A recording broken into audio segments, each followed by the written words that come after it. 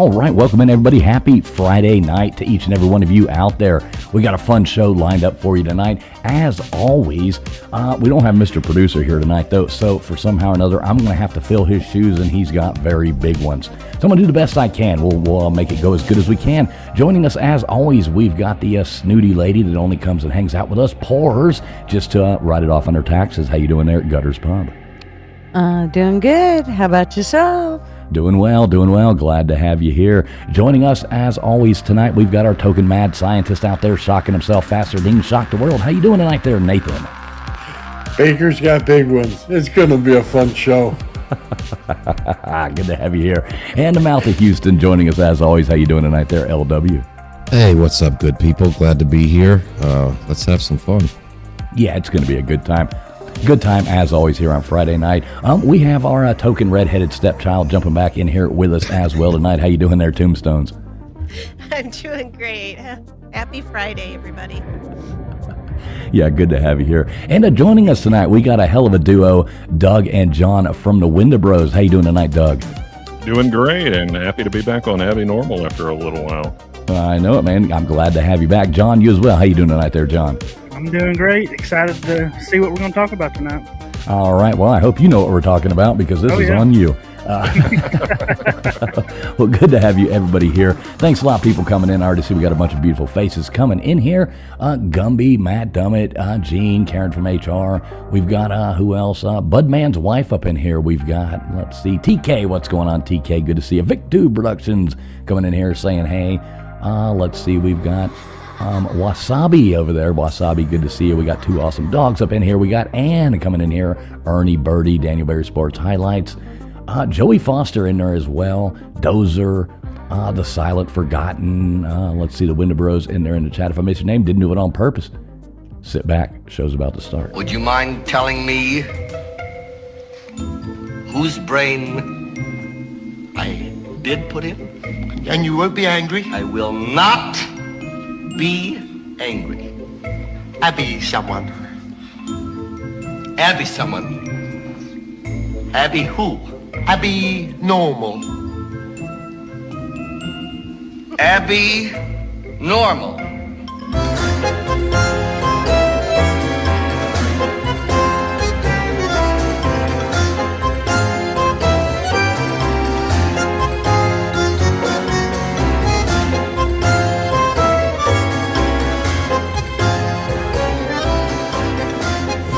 Listening to the ASN Podcast Network.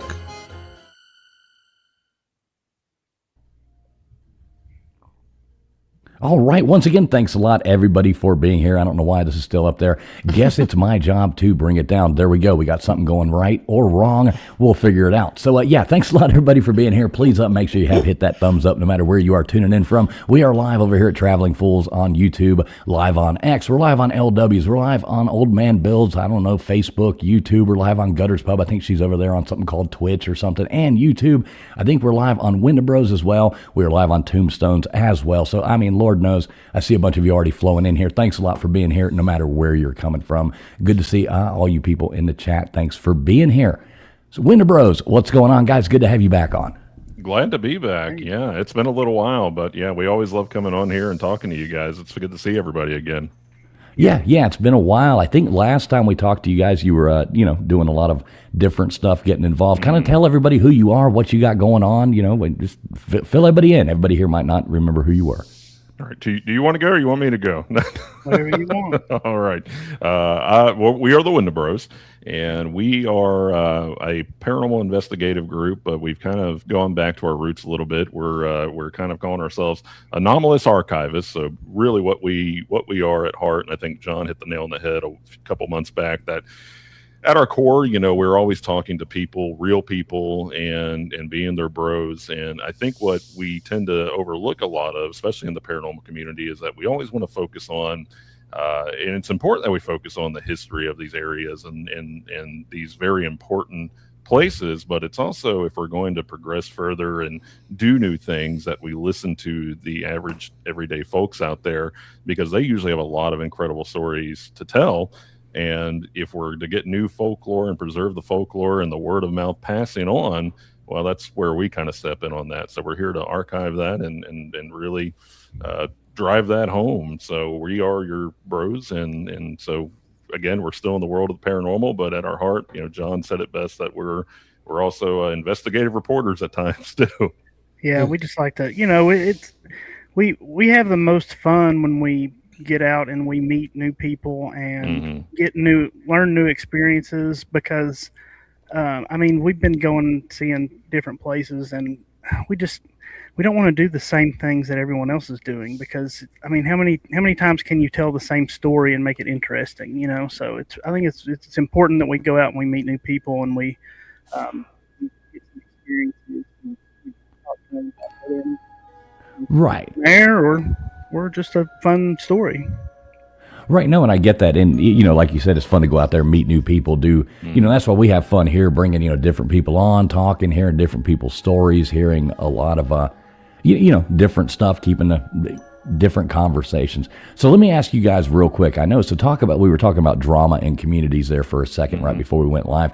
Did you see, speaking of your Bigfoot hat, did you see the drama that all went on in the Bigfoot communities with the Patterson Gremlin or whatever the hell it's called, new film coming out where the whole Bigfoot communities were fighting with each other? Did y'all catch that?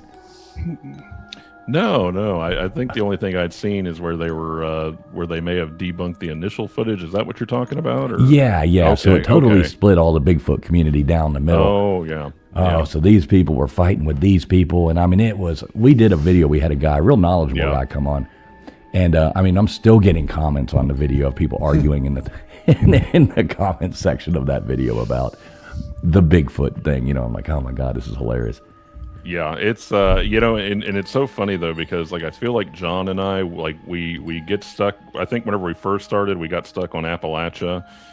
Then we got really stuck on Bigfoot, specifically like the Alabama white thing, and we still get requests to go out there and look for Bigfoot, which I've thought about driving out to Ohio to examine all the Bigfoot sightings out there and see what's going on in the realm of Bigfoot. But it's like we always get to a point where, okay, we're sick of Bigfoot, we're sick of aliens, and right. Give us something new. Yeah, but and I get the same way. That's why I like keeping it, different things, different. Right, exactly. Because there's only so long you can talk about one topic before, to me, it just gets boring. It's like, okay, this is boring. So what have y'all been doing now? Like, what's your latest project that you're working on? Well, right now, our biggest project is what we're dubbing Case File Abyss, and we are in many ways going back to the Euroshrine, which we released, a very lengthy 2-hour documentary about last year, but it's not to actually go there and do anything paranormal. And I think a lot of folks out there that would probably be listening to this, watching this, the Euroshrine was subject to many episodes and documentaries featured on paranormal mysteries, featured on Scare Network, a lot of Dave Schrader, Shane Pittman. For us though, we always found the shrine to be a very different type of place. It was a very peaceful place, and we found the most fascinating part of that place to be Rick. I brought Rick some Christmas gifts of all times, and so I actually met him last year, and we had really got into discussion about the current state of the world right now. And a lot of that had to do with, attachments and Oni attachments. And for those that aren't listening, Oni is Japanese for demon. But it also boiled down to attachments, within Pentecostal. And we even talked so far as about the Epstein case files, the Diddy files, celebrity culture in general. And we really wanted to dive into that. And the Epstein case files, the Diddy files. Hold on. Sorry about that. I can hear myself now. Right, exactly. It's a ghost. Exactly. I have ascended. No. But yeah, so it's really to talk about, the mass paranoia that's really going on in the world. And it's not just a political thing. It's really kind of across the board. And we had done an interview with Ken 10 Paranormal. And, I at the end of that interview, he said, well, Doug, John, what are conspiracy theories that you believe in. And I think that, the full expectations that we were going to say something about ghost or Bigfoot.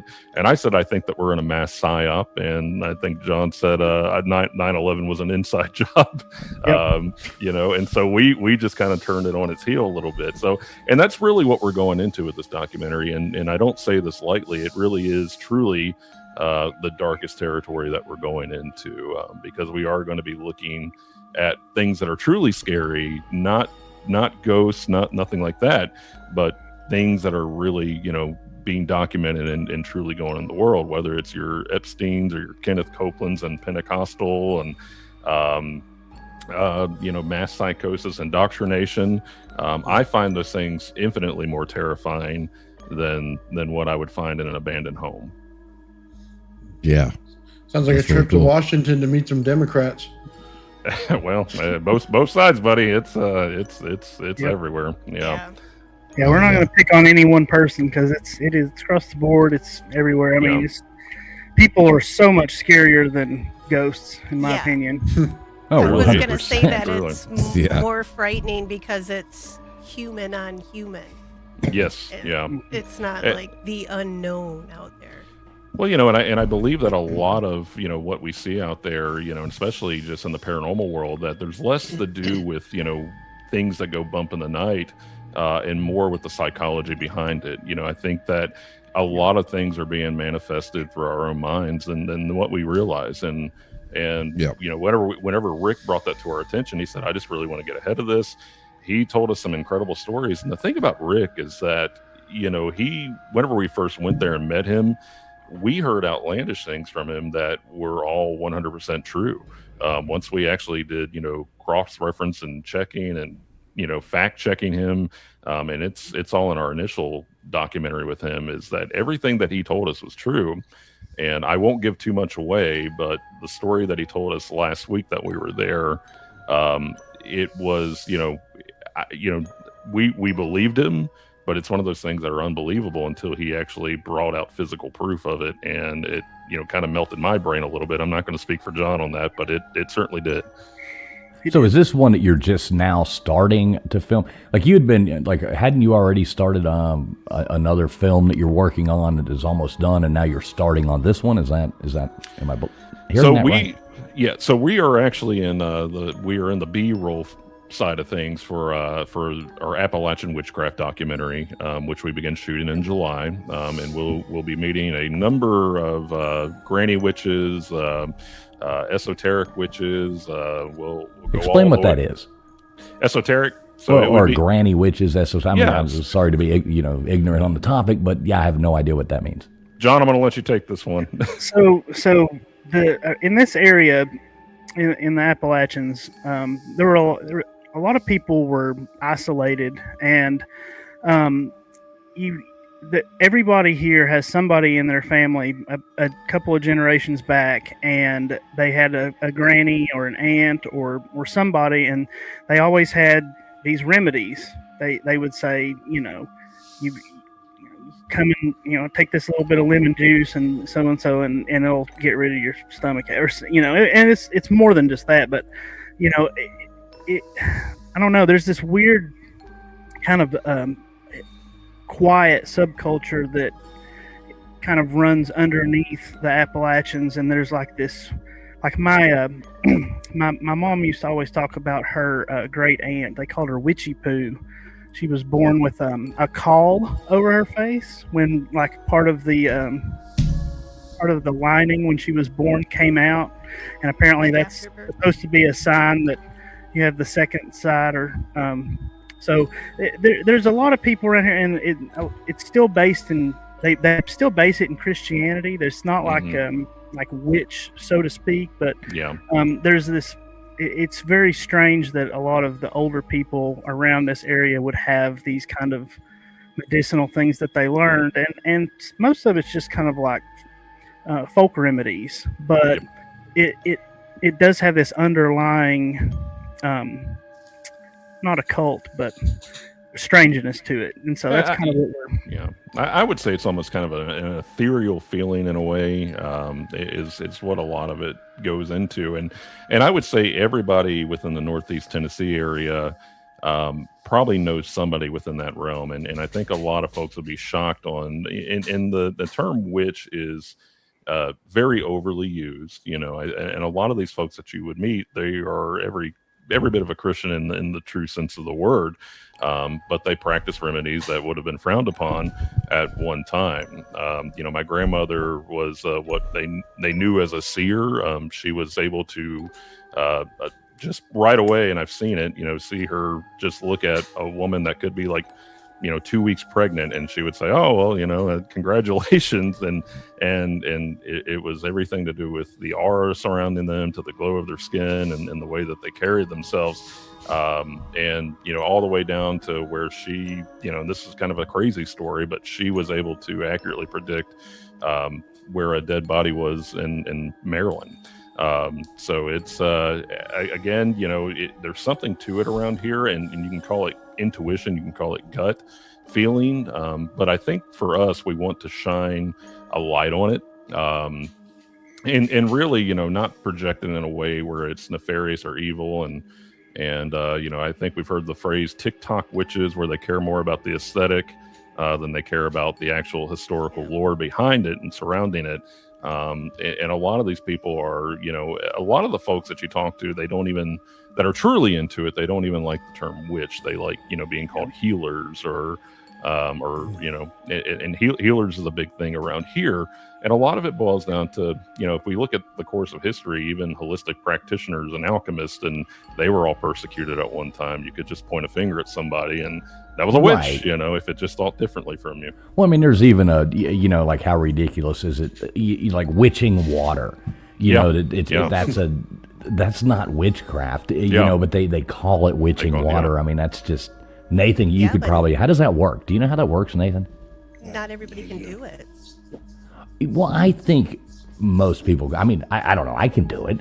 I've done it millions of times. You walk out there and you cross two, little metal rods or whatever, and you just lightly hold them in your hand and they'll start bouncing. Your divining rods and dowsing rods. Dowsing rods. But okay, so copper, if you're using copper, it has a static, I don't want to say it, like an attraction to static. That's why it takes mold out of a room right away, because there's a static that's always built up on it. So that static pressure aligns with the water itself. The motion of the water creates almost a semi-magnetic field that goes through it. So that's what you're getting, and that's why it works. That's just the science behind it. Yep. It's awesome. Yeah. It's fascinating stuff, but even boiling it down to like what they would call it green witch, and it just means that you pretty much have a green thumb. And my wife, we haven't burned her at the stake yet, but she's constantly she's constantly putting lavender in the house to make us feel better. Plus, it smells good, and a lot of plants that produce oxygen and absorb anything bad in the air. There's science to all this stuff, right?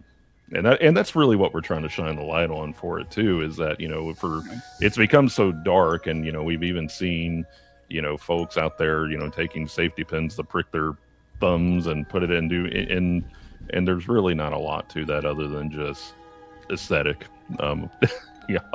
See, I like this comment here, Crafting and Conjuring, saying it's interesting to hear what mundanes think about us. So we're being called mundanes. Good to see you, Gypsy, as always. Hope you're doing well. Hey, we think that you're great. Yeah. Right. I know you. If only I could take those dowsing rods and find that sandwich, Gypsy, then I would be on to something. So, good to see you here, Gypsy. Nice. Gypsy's supposed to have made me a sandwich and brought it to me in my dreams. I have not got that sandwich yet, though. Still waiting, Gypsy.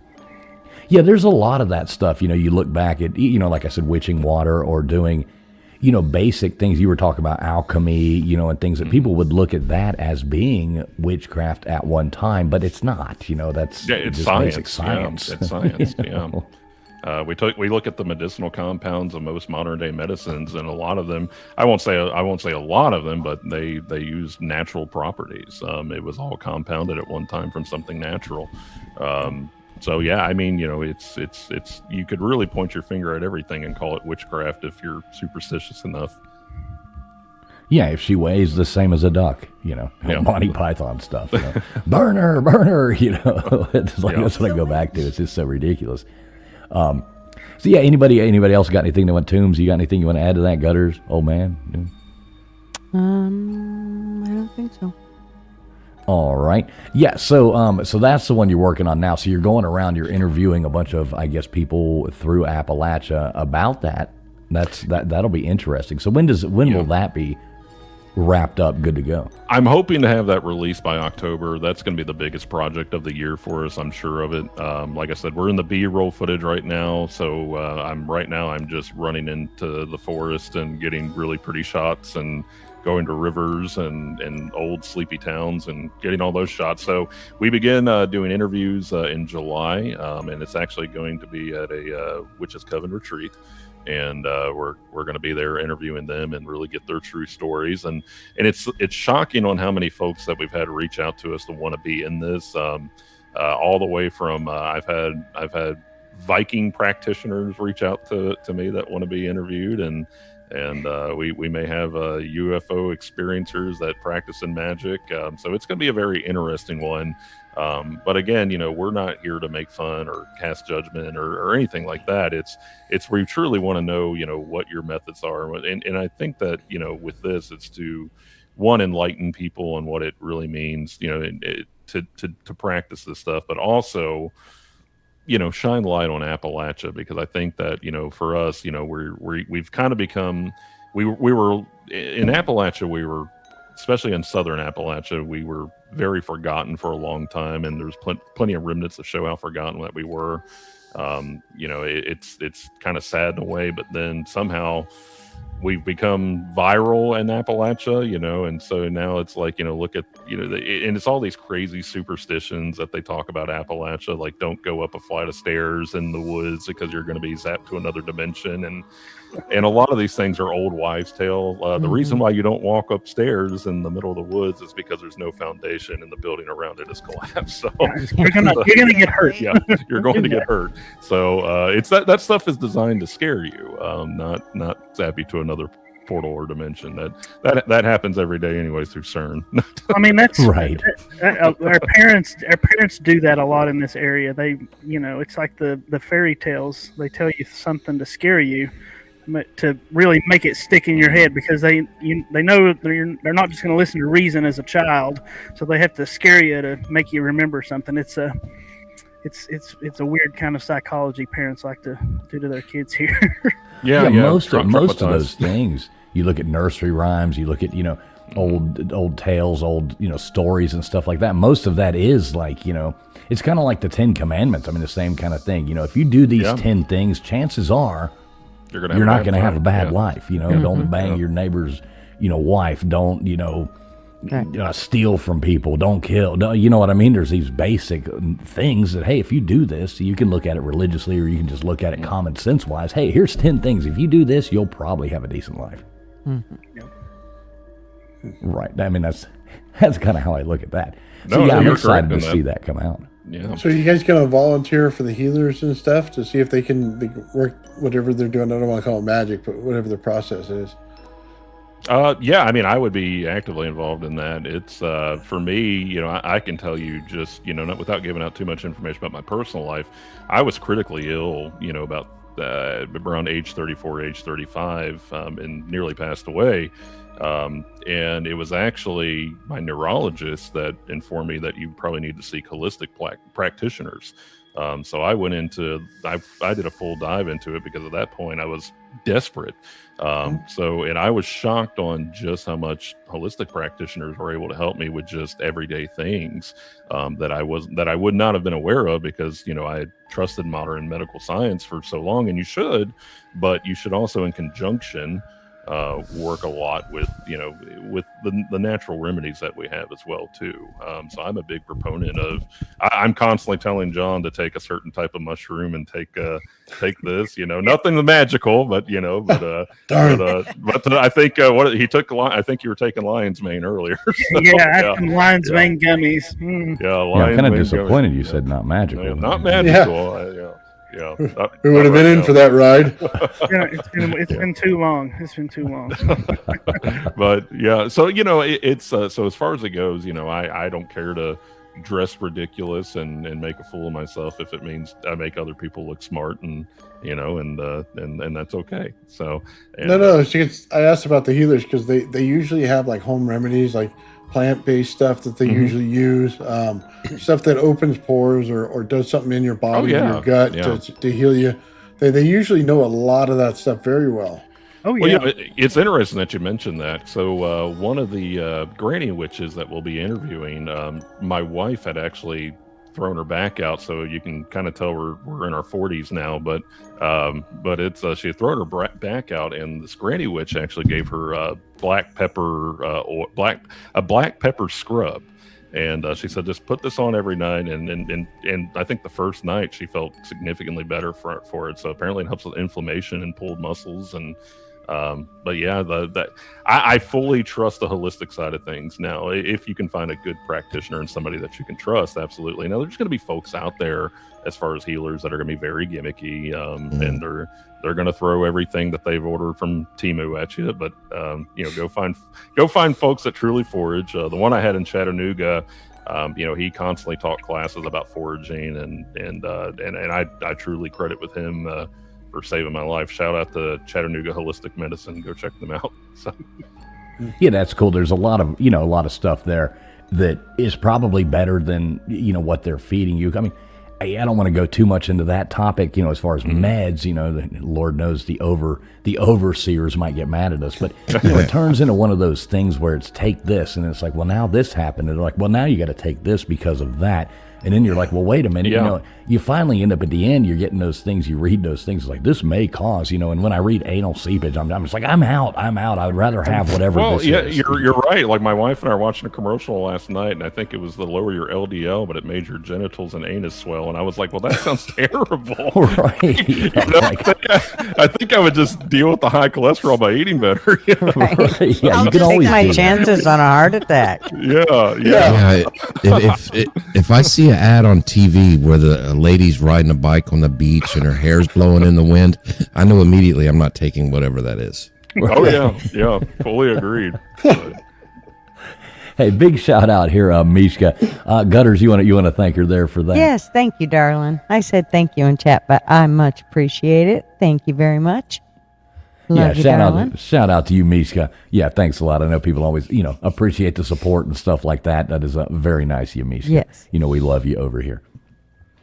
Yeah, some of those things, you to laugh about it, but yeah, you read the side effects and you're like, well, holy shit, I don't feel that bad.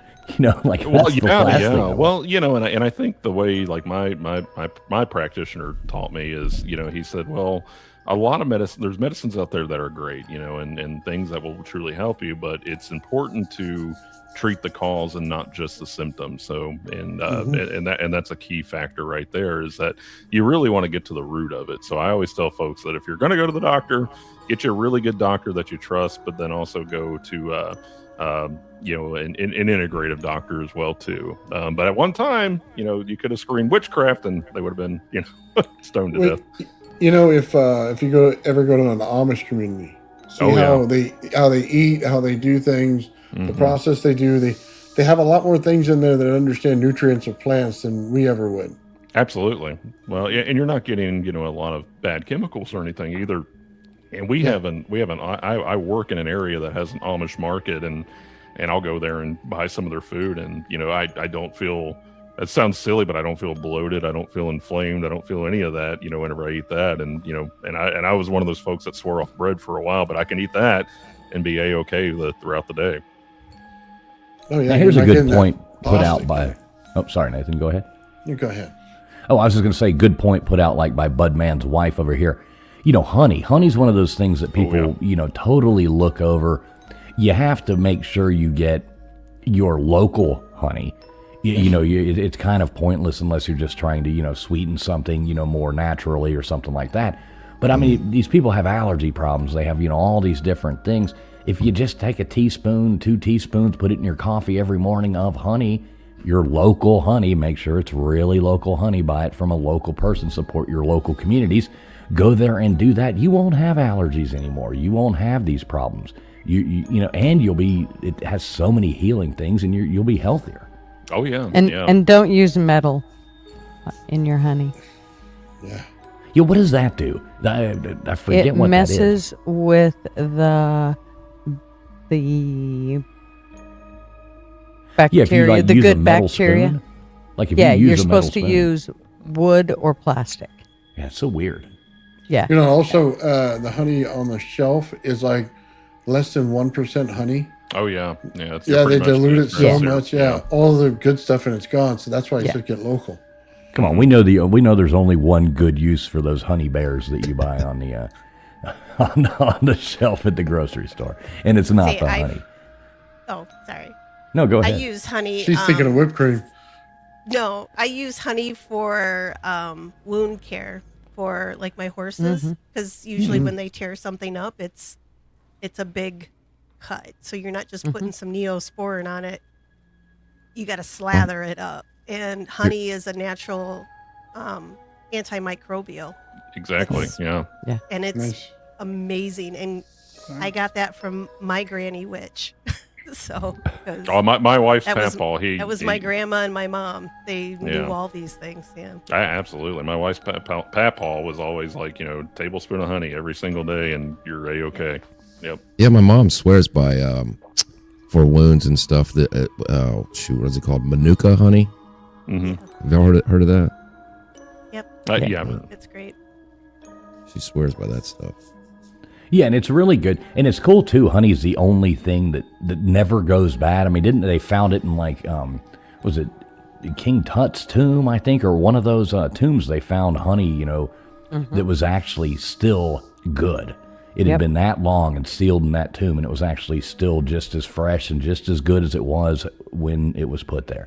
Yeah, So- never throw honey out. Even if it crystallizes, you can warm it up.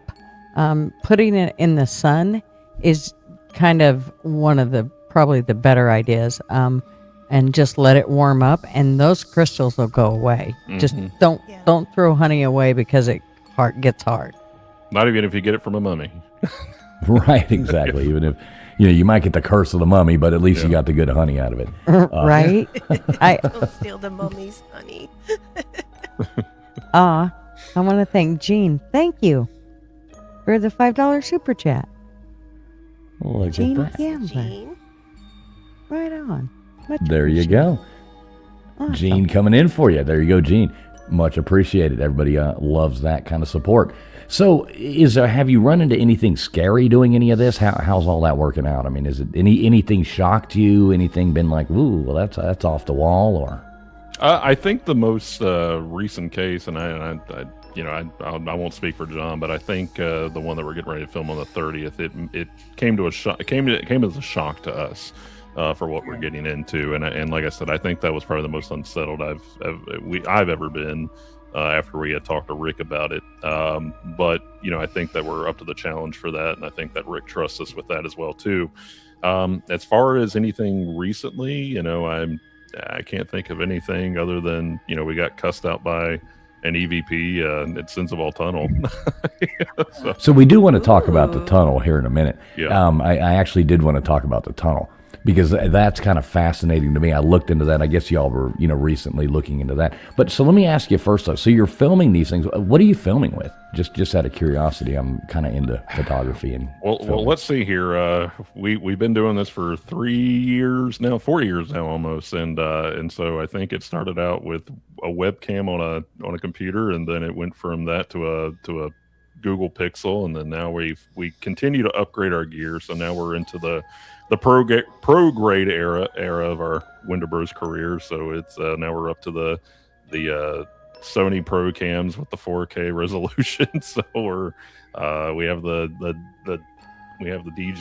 DJI drones. We have what else do we have? We also have our Hollyland wireless mics, F-Fine mics. So we're slowly climbing, but we wait for. So far, we haven't been. I think we've made maybe 10 cents being the Wendibros. So we have real jobs. So our real jobs are kind of compensating for that. So But no, we've definitely upgraded our game in that regard. So have you messed with the GoPros at all? Just out of curiosity. Yeah, actually, we have a couple GoPros that we use. And I think John, he usually sets his GoPro up as a static cam whenever we're at haunted locations, and then I also have one that's I think a 60 FPS one that I'll sometimes clip onto me to get some POV shots and stuff too. But yeah, we mess with that. To be honest with you, with the lighting on a GoPro, it can be a little bit wonky. So I don't mess with it too much. With the what on it? The lighting on it. So the lighting. Dark lighting. Yeah. You know that they do have the dark mode on the newer ones, though. That does help a lot. Yeah, I'll have to try that out. Yeah. So it's, but yeah, we just upgraded the drone after I wrecked that in Georgia. So it's, but no, so the drone's been upgraded with night shot and everything too, so we can get some really pretty cinematic shots with that now too. How did you wreck a drone? Now I got to hear this. How do you wreck a drone? That thing just went straight up, lost its mind, went straight into a tree, and fell. And this was actually during filming, and I mean, it just exploded everywhere. I was up there with crazy glue trying to piece it back together just to get it back up in the air. I want to see this footage. Yeah, no, it's yeah. I'll have to send it. Well, that would be our shops in 1910. But it's I probably have that footage saved somewhere. But it's that thing just went up and straight, and it just got obliterated. I was flying a drone. Yeah. I was flying a drone one time, and now this was before, they're so much better now. Oh yeah. So this was one of the DJI Phantom 2, I think. This big bulky thing. So I'm flying this thing, and I take it off, and I'm at Padang Padang Beach in Bali, and I'm taking it off. I'd walk down. This is where they surfing. It's a really cool place. You got to go through a cave to get, and you come out, and you're just like one of the most beautiful beaches you've ever seen. So I'm taking this drone off, and I walk down to the bottom because there's people. It's really small.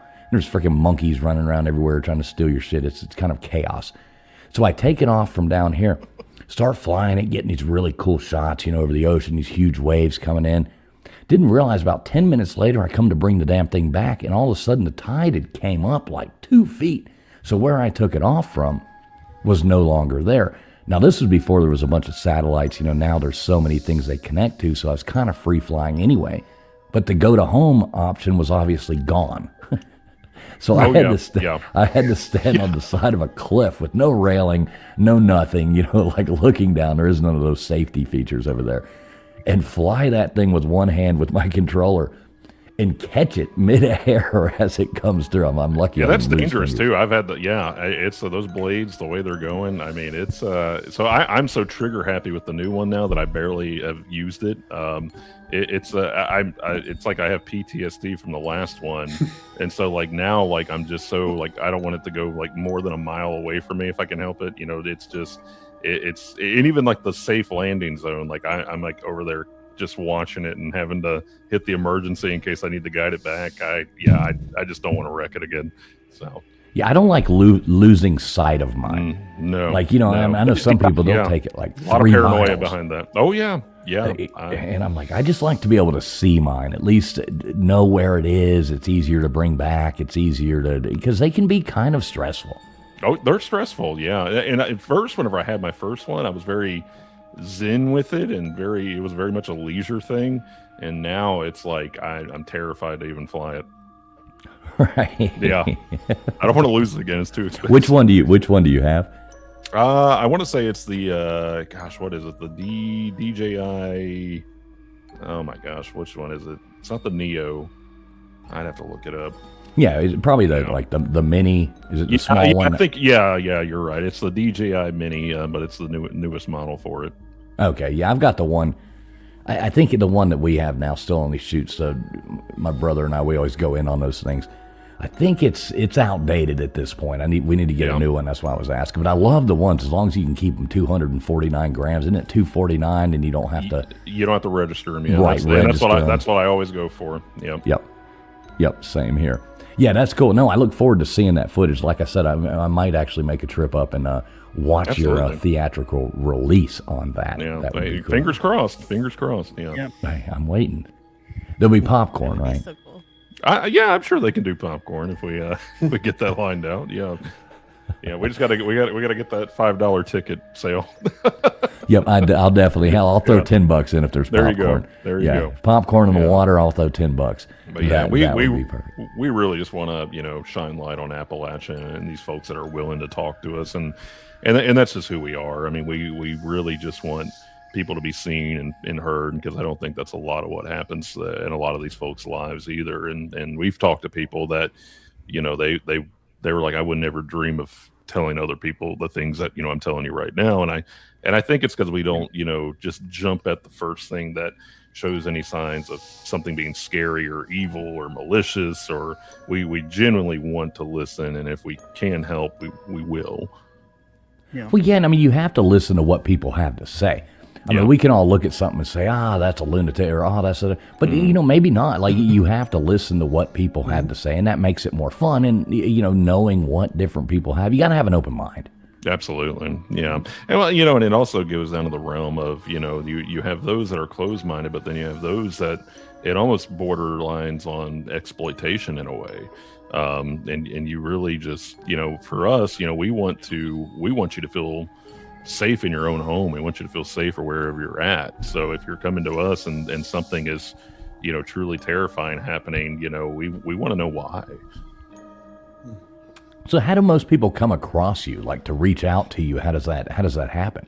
I wish I had the answer to that, and John and I were talking about that before we were having a little meeting before we went live with you guys, and I don't know what's going on, but I think after the once we got to the Saucers Over Appalachia Festival that we did last year, I think there was some word of mouth, because there were a lot of people who came by and just got our information and took pictures and then left, and some people stopped and told us stories, and there were a couple of people that this is in the park in Bristol, I think it's Bristol, Virginia, and it was like a big circle, and so like people were just making the laps and going to different vendors and stuff, and we were one of the only places that weren't selling anything. We were just there to talk to people, and we weren't charging, and it was just like, come talk to us. And there were a couple of people that would come by and look, and they'd hear what we had to say, and they'd say, oh, okay, and then they'd walk, and you'd see them come back, and then they'd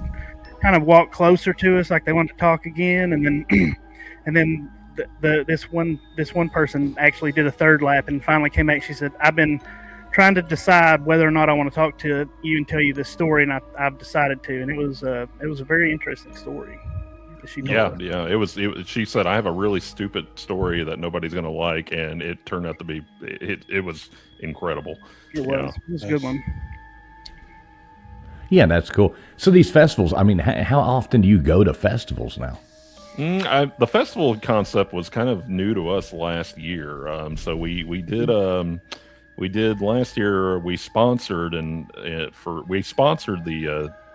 Saucers Over Appalachia Festival, and we really just set up a recording booth and just told folks to come sit down and talk to us about anything paranormal or anything weird going on. And again, it was a wealth of stories, and some stories, they were like, I don't want to release. I just want to talk to somebody about it. But from there, we've done Tennessee Book Readers Convention, and that was and again, at our core, we are very much storytellers. There's a lot of, for our case files, and that was one compliment that I really liked, is that Rick said that we were kind of like the old days of paranormal investigators, where there wasn't all this recording and a ton of stuff happening. We have I'd say probably getting close to maybe 150, 200 pages of just case files typed out. And so, we display, abbreviated versions, and so, for a Tennessee Book Readers Convention, it's, it was very acceptable to be there, because that's, Right. We're storytellers. Fraggaween, we did Fraggaween last year. Fraggaween was good. Fraggaween was a lot of fun. And that was in which we actually did not think we did well at that one, and then I think we got a message the next day to be part of the paranormal panelists for this year. Oh, that's cool. And I think they're going to be airing that on Hulu. But yeah, as far as again, I wish I could answer your question about how do these people find us, but they do, And I said, John, I think we have less than 3,000 across the board, but we we get a lot of bigger names out there and a lot of folks out there that want to talk to us and see us. I think before we went live, John and I got a message to go to a convention in Illinois for, I think it was like a PsychCon in Illinois. So we were kind of shocked by that, but we were like, well, it's an 11-hour drive, and it's not off the table, but we always. You guys have to go. Are you going? Well, I'm closer to Illinois than I am to. Okay. Well, we'll definitely, So we'll definitely, we'll keep it in mind. So it's, but the Fragween is in October, but so we have, Salsa's over Appalachia in June, which is just right around the corner, which I really need to start getting ready for. And, our cup runneth over, which that's a good thing. Like I said, we took a little bit of a 2-month hiatus. We worked behind the scenes, but, and we were always actively working on something, but, we really wanted to hone in on who we were, and I think, like, you said it best, you get pigeonholed into something and you kind of want to get away from it. Well, actually, you said it best. You said that. I just repeated what you said. So you said it best, sir. Hey, one thing I want to go back real fast. I see people talking about this. This is really cool. Little Miss Red Velvet talking about, have you seen the light shows with drones? And I know Callie Lisa coming in here. Good to see you, Callie Lisa, saying how about those drones that followed the bobsledders. I mean, isn't it fantastic what they're able to do with these drones now? Like those, like in China and Japan, they're having these, huge, making dragons fly across the sky with drones and all. I mean, like all this stuff. It's like, holy cow, that's so cool. Yeah, I've watched the Chinese drone shows, and I'm like, I don't know how they can be so coordinated to do something like that. It's insane. Yeah, I mean, it's not a bunch of, Chinese guys, holding our DJI controllers up there flying those. It's all computer done, but it would be more impressive if it was, It was real to me. But yeah, it's fascinating what they can do. Nice. It's synchronized swimming, but in the air with drones. Right, exactly. No, and you talk about those festivals. I would like to go to one. I'd like to go to one of these events. Like, I've never been to one. I'd like to even, set up an Abbinormal booth there sometimes. Maybe talk a few of these suckers into coming up there with me, going to one of those, setting one up and doing that. But I'd want to go like to one that, say you guys were going to or something. You know what I mean? I'm not going to waste my time going to something where I don't know anybody. I'd rather go when I could be like, hey, buddy, what's up? And meet some people and, do something cool. I think that would be neat. Film it, go around, get some good footage and have a good time. It's shocking on just how much fun they really are, and I think, for the Salsers Festival, I think John and I we were a little bit nervous, and then we got there, and then I think we made so many friends that day, just that we were shocked, and people were pretty complimentary of us. I think John hit the nail on the head that, we weren't charging anything, you just got to come up and talk to us, and I think there got to a point to where you and I couldn't even get away from the booth. Like we were having, so we had to jog a block just to go to the bathroom. Well, you had made those posters. That was it. Yeah. You designed and printed some posters, and we were giving them out to anybody that came in and told us a story. We had one little kid try to come by, and he wanted to tell us a second story, but we were like, no. Yeah. John was the mean one on that one. What's like the craziest story y'all have been told? Like somebody walking up. I mean, some people have to come up and like feed you full of BS. You know what I mean? Absolutely. Absolutely. But what's the most ludicrous, believable story that you've been told? John, I'll let you go first on that one if you want to.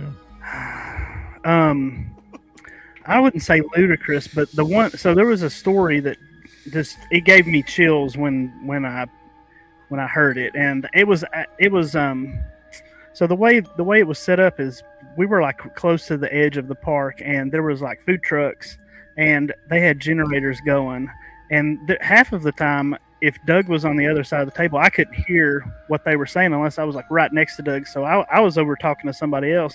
So I didn't get to hear this story in real time. But when we went back and we did our episode where we listened to them all and talked about them and then picked a winner, there was one where this lady had been living in this house, and she was basically getting warnings from this ghost Mm-hmm. or a spirit or whatever you want. She felt like there was a nice spirit there, and warned them, and kept turning off the gas. Like they had like gas furnaces through the house, and the gas would like just disappear, like it would run out. And she moved out of the house, and didn't it burn down like a year later? Yeah. It had a house. There was a house fire, and it burned down a year later. And she moved out because of all these weird things happening. And I'm not doing it justice. The story was amazing. It was just a good story. And so I'm getting chills just thinking about it because it was just a good one. In a weird way, it was very poetic, and it almost had was. like what you would consider like a very pretty ending in a way, because you had this family that was essentially being protected by the spirit, and whenever they moved out, then the house burned down. So it's a fascinating story, and I'm certainly not doing it any justice either. But it is available to listen to on our YouTube page.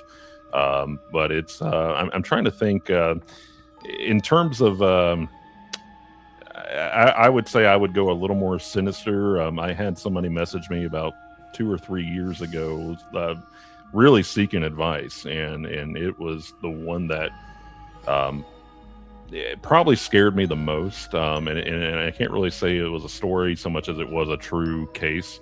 But this individual had messaged me claiming to be possessed, and began sending me images of her beating her head into glass and smashing essentially smashing her face in, and said, "How do I stop this possession?" And so I did some research and digging, and she had checked herself into a mental health clinic, and she would, she ended up releasing herself, and going back, to her family, and her family was, struggling to, I guess contain her, and just kept, really hurting herself and harming herself. And that was an instance of me reaching out to her family and saying, this is not, a case of possession. This is truly, this person is in a mental health crisis. And so, actually sought to get them help and look up, areas that could help them. But for me, that was probably the most chilling thing I've ever had to deal with. And that's one that will never really, release. It's that's going to be as confidential as possible. And then I think from there, I think the one that always sent John and I through a loop was, we'll call her Sophie, but out in Florida. And she reached out to us, and was really seeking guidance on an experience that happened to her, where she believed that she was, gunned down, at her hotel, at a hotel that she worked at. So she saw this individual dressed in all black, pulled out, an assault rifle, shot through the glass, and she remembers dying, but then coming back, and then everything was, it was the same, but it was very different. Her anniversary date was no longer the same. Her friends were telling her that they worked at jobs with her that she had never worked at. And so that sent us into what, is called quantum immortality, which is the idea that no matter, where you're at, if you pass away, then you just essentially wake up and phase into another reality. So it's just really saying that, no matter what, there's all these parallel dimensions and realities. And whenever you pass, you just phase into that, and until you finish that cycle. But we went all the way into the quantum physics of it, all the way down to the DNA structure of it. And we were pretty much saying, like, is life, a choose your own adventure? And that was one, if you would like to fight the dragon, turn to page 94. If you would like to be gunned down at a hotel, turn to page 28. But that is like the perfect analogy for it. It's right. It really is. And for that, I have no reason to doubt her story. And it ended up going into, which she gave us the blessing to release this information. But it was, she was working at a hotel that was involved with human trafficking. So whenever I say, we go after the dark stuff, we really do. And we're not just ghost guys. So those are the stories that, that one, keep me up at night. It did. I think John and we were up till, from 5 p.m. whenever we got it till 4 a.m. trying to figure out what was going on, because this was somebody that really wanted to understand why her life was different. That's crazy. Big shout out there to Johnny Utah coming in there, gifting out a Traveling Fools membership over here. Much appreciated, Johnny Utah. Always appreciate your support. Also, Steve Harloha gifting out another one right there. I'm not sure if I can see who got them, but chat's been moving fast. This is streaming live on like 9 different platforms, so the chat's flowing through over here on StreamYard. But Johnny Utah, Steve Harloha, much appreciated, my friends. Thanks a lot. All this stuff is, it helps. It helps us pay for these programs to run all this stuff and do all that. Thank you so much for your support. Much appreciated, my friends. So I do like that y'all are getting into, other stuff like that. So tell us about the tunnel. I think Tombstones is sitting over here clicking her heels, waiting to talk about this tunnel. What say you? I think I have an image of this as well, so I'll bring that up. Tell us about this tunnel y'all been talking about. Do you want to take this one, John? Or sure, you're more of an expert on the tunnel than I am. Yeah, well, I enjoyed going to it's like around. I went to school in Kingsport, and so this is the drive-through tunnel. So there's actually 2 different tunnels. Some people say there's even 3.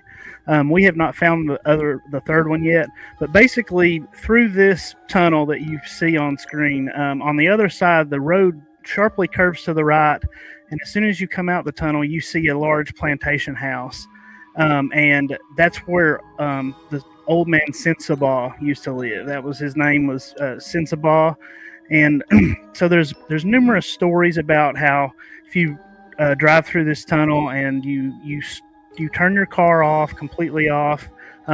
People have said that the car won't start, or they'll hear ghosts, or they might see somebody at the end of the tunnel.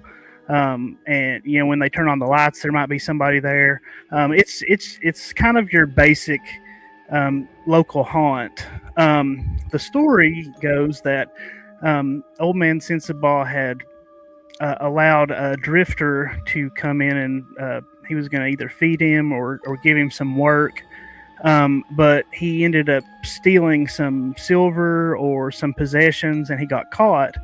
And so he actually took their young child, their baby, as a hostage and ran away.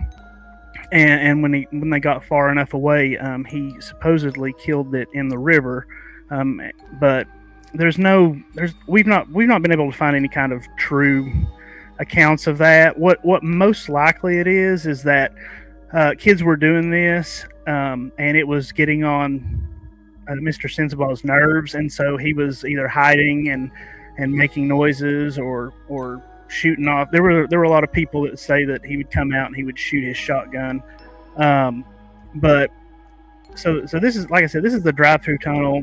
We actually went to the walk-through tunnel, which is it's further up the road. You can see that you can see. So this okay. So explain this to me. There's multiple of these tunnels. Yes. Yeah. Yes. So you can see that this river runs through this, and this is the way that it was designed. There's train tracks up on the mountain above that.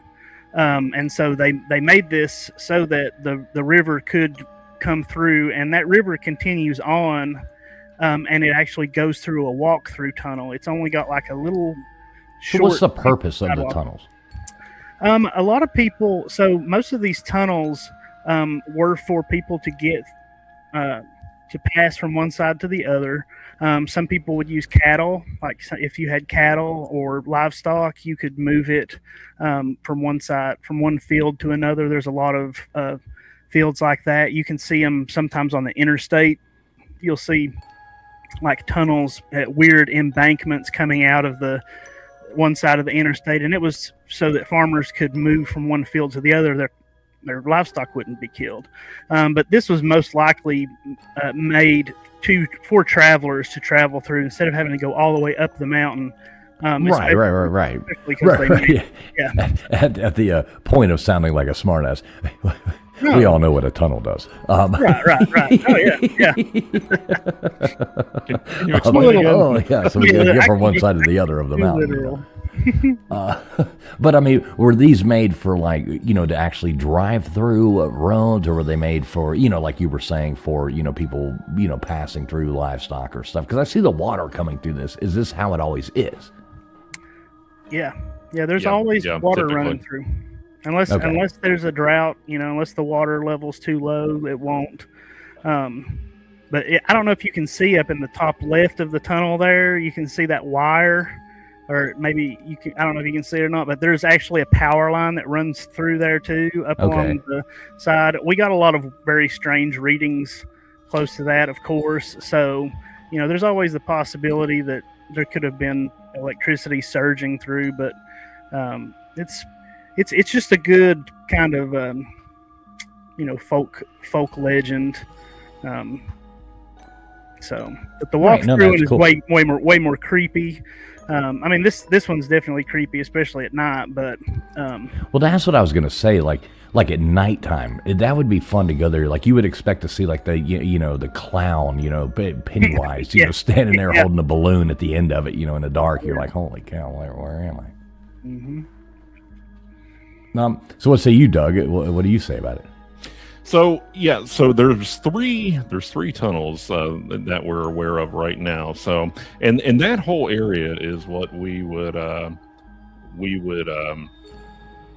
that whole area is what we would consider kind of what you would call a paranormal hotspot. I think there's a haunting just about on every corner there. You have Rotherwood Mansion, you have the Sensible Tunnel, you have the 5 caves right across from it.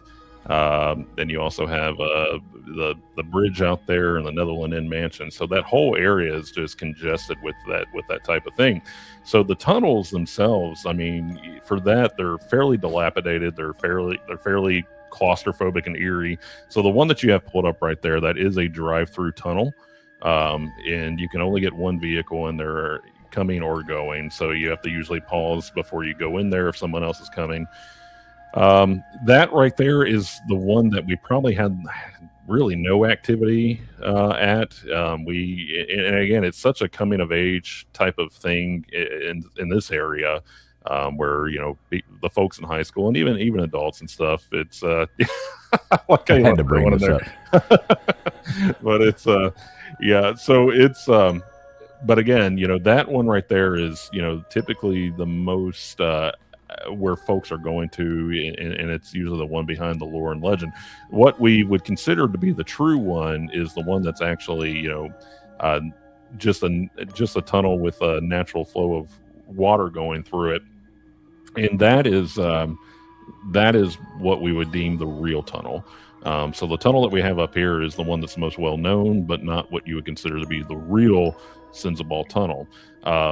There's 3 different variations of the story, whether it was Old Man Sensible went crazy and killed his family, or Old Man Sensible allowed a thief into his home, and whenever he was caught stealing, he took the baby and drowned it into the river. And then the third story, which is the true one, and there's a lot of folks that disagree with us, but it is the true story behind it, is that Old Man Sensible always had kids, and they're pretty much being kids, graffitiing, as you can see, or going in there and doing other unmentionable things. And he got so fed up with it that he would hang at the end of the tunnel and scream, and in order to scare them. And so he essentially created his own ghost story. Old Man Sensible? I mean, Old Man Sensible. Yeah. Old Man Sensible standing there like, you damn meddling kids. But you can still pass by his home, I believe. And so we make, and so, the folks there, they always say, oh, they'll shoot at you. They won't, but they do get very frustrated because, I mean, it's very much a touristy area. I will say that the real tunnel, which is the one that you have to kind of do a little short hike to, and you have to walk into. There's very small walkways in there. That is the one that we got the most activity out of. And to be honest with you, we didn't experience it while we were there until we went back and listened to the audio and part of my language. But I think one of the funniest ones that we got whenever we slowed it down and increased the volume and isolated it, which is on our, if you want to listen to it, it's on our socials. It was the one that actually got us kicked out of a paranormal Reddit group because they said that we faked it. Which if I were going to fake it, I would have had the EVP call us handsome or something. But instead, the EVP said these guys look like fucking assholes. Oh wow! I remember hearing that. Actually, I remember hearing that. So that was great. And so, but the following EVP right after that happened, it said, "That's so rude." Yeah. So it was probably one of the funniest things I'd ever heard. But there was also one that really sent chills up. You want to address this question here in the chat? I got it highlighted. How come drive through when a river?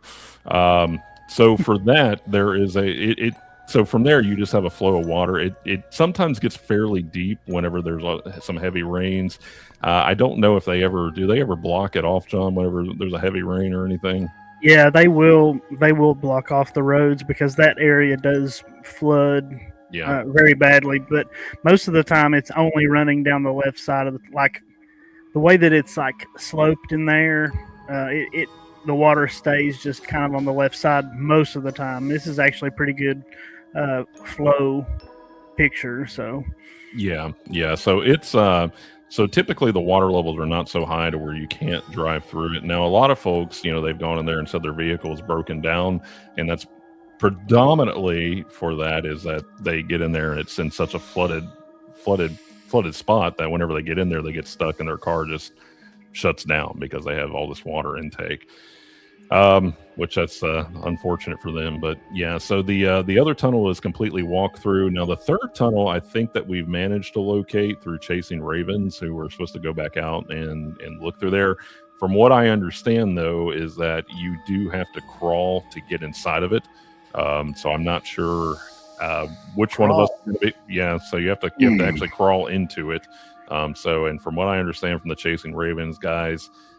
Is that it's fairly narrow, so they said that they were going to send John and I in because they're bigger guys. So we'll see if we can squeeze in there. So yeah, if you need somebody to film you like humiliating yourself, I am always up to be a cameraman. So okay, that's great news. We really need a cameraman. I'm pretty good at filming people doing stupid things. So well, we're pretty good at it too. Right, exactly. I would love to join in on the fun. Absolutely. Yeah, this place looks creepy as hell. I mean, it is. Mm-hmm. I mean, what's the scariest story that's ever come out of this? I think just word of mouth really, and a lot of folks will say that they'll put flour on on the hood of their vehicle and like flour, like for making biscuits and gravy. Yeah, and they'll see handprints on their car, or they'll see somebody in their backseat of their vehicle, or they'll hear a baby crying or whispering in there. I will say that the way that the water bubbles in there with the echoes, it does sound like voices, but that's all it is, just the bubbling of the water. Right. So you don't. So if you had to say, is it actually a haunted tunnel, or is it just a damn tunnel that a bunch of kids have graffitied? I would say that one that you have up there would be probably what we would not consider haunted. But with anything, if we were to get into the paranormal side of it, I would say that with all the word of mouth and the negativity surrounding it and the psychological aspect of it, I would say people have made it haunted. But was it traditionally haunted at one time? No. But I think the legend has definitely elevated that. Well, Callie Lisa wants to know, did you say how old the tunnel is? Like do you know the history of it? Let's see here. I can do a quick search real quick, but while he's looking that up, big shout out to all you people watching right now. Always good to have everybody coming in here on a Friday night. Thanks for hanging out with us. We are streaming live on multiple platforms. We're live on Old Man Builds. We're live over here, Traveling Fools. We're live on LWs. We're live on Tombstones. We're live on Gutters Pub. We're live on, God, am I forgetting anything? We're live on over there on the Wendibros channel as well. going out just, to so many different platforms as once. We thank everybody for being here and hope all of y'all are having a really good Friday night. Thanks for being here. Tunnel is 106 years old. 160 years old. Wow. That's pretty amazing. They built that 160 years ago. 106. Oh, 106. Okay, I thought you said 60. Huh. So tombstones. What do you say about all this? I know you looked up some of the stuff about the tunnels. I know you need to chime in on this. You're muted. Oops. I was yelling at the cat, so I muted myself. I love tunnels. There's one up here, well, not here where I am now, but when I lived in Colorado Springs, we have haunted tunnels they're called the gold, what is it? The old gold camp mine roads. And there was 3 tunnels that you could go through, and they're haunted. So it's the same thing. People will stall out halfway through, and now they go through and they stop their car, turn their cars off, and you're supposed to be pushed out. Yep. I didn't try any of that, but I tried to video, like just going through there. My camera shut off because I'm like talking, and then I didn't even realize it till we got out of the tunnel, and I was like, "What the heck?" Like it hadn't shut off the whole time. So. Yeah, and where was this at? It's Colorado. It's west of Colorado Springs, and it goes over the mountains. Okay. Like there's Pikes Peak, and I think it's the Pike National Forest. I think that's what it's called through there. But yeah, it's these little dirt roads that go to a town called Goldfield. I think I think every town has a creepy tunnel. I want to say, but yeah, it's I think that there's something to it though. I think it plays a lot on the claustrophobia, and then also like the auditory sensations of the echoes bouncing back. But again, I firmly believe that the legends that go around this 100% heighten that fear, and I would say, not to discredit anything, I think that there's something to that. I think that people instill with legend the haunting itself. So yeah, sort of manifesting it. Manifesting, that's a good word. Yeah, because they talk about it for so long, they make it happen. Right. Now what's the legend behind that tunnel, did you say? Well, I know for sure, I mean, because they were blasting and pickaxes, right, to get through the mountains, right? So people died, but they did have some stories that a school bus full of kids, like one of the tunnels collapsed on these kids and killed the whole busload of kids, but that never actually happened. Yeah. The tunnel is still open, but you can only walk or ride a bike through it. It's on the bike trail. So, but yeah, there's all different stories, guys. I'm sure people died making these I guarantee it. Through the mountains. Guarantee it. Absolutely. So it wouldn't shock me that they wouldn't have some haunting. Yeah, some kind of activity. I've seen 2 or 3 people in the chat saying that they have been to that tunnel that y'all were talking about previously already. This is the second. I think I saw a third as well. People who were saying that they had been to that tunnel there in Tennessee. It's a very popular spot, and it's definitely going crazy on TikTok here lately, because I keep getting TikToks of the most haunted places in Tennessee, and it's usually 9 times out of 10, Sensible Tunnel is right up there. Yeah, I mean the city of Kingsport has a page dedicated to it online, so yeah, they're cashing in. Yeah. Oh yeah. So it's a fascinating area. I would encourage anybody to really go there, though. But just be careful whenever you're going, and it's you do have to kind of park on the side of the road and get down there, and and of course you don't want to be trespassing. So that's for the walking one. That's for the walking one. Yeah. So you can get trespassed there. Yeah. So there used to be an area like that you would just pull off on the road on the way to that drive-in tunnel. There's just like it's almost like a turnaround spot, and they've they've put boulders and big logs there now, so people can't park there. You have to like park off the side of the road, up the road, and walk down to the walk-through tunnel. But you can drive through the drive-through tunnel anytime. It's just That's cool. I like this comment here, Tombstone. I think you'll appreciate this one. Slap Happy comes out and says, if my car ever breaks down in a tunnel, I hope Tombstone and Gutters are in the car with me. I'm probably going to get out the car and slowly Thank you, walk Slap. myself. That seems like some sort of weird purgatory, that scenario. Right. There's a spanking going on there. Oh, well. Okay. Yeah. Thanks, everybody, for being here. We get all kinds in here. It is definitely never a dull moment. But I do like that tunnel. I would think if there's water always, some sort of water always going through that, I would think it would kind of heighten that.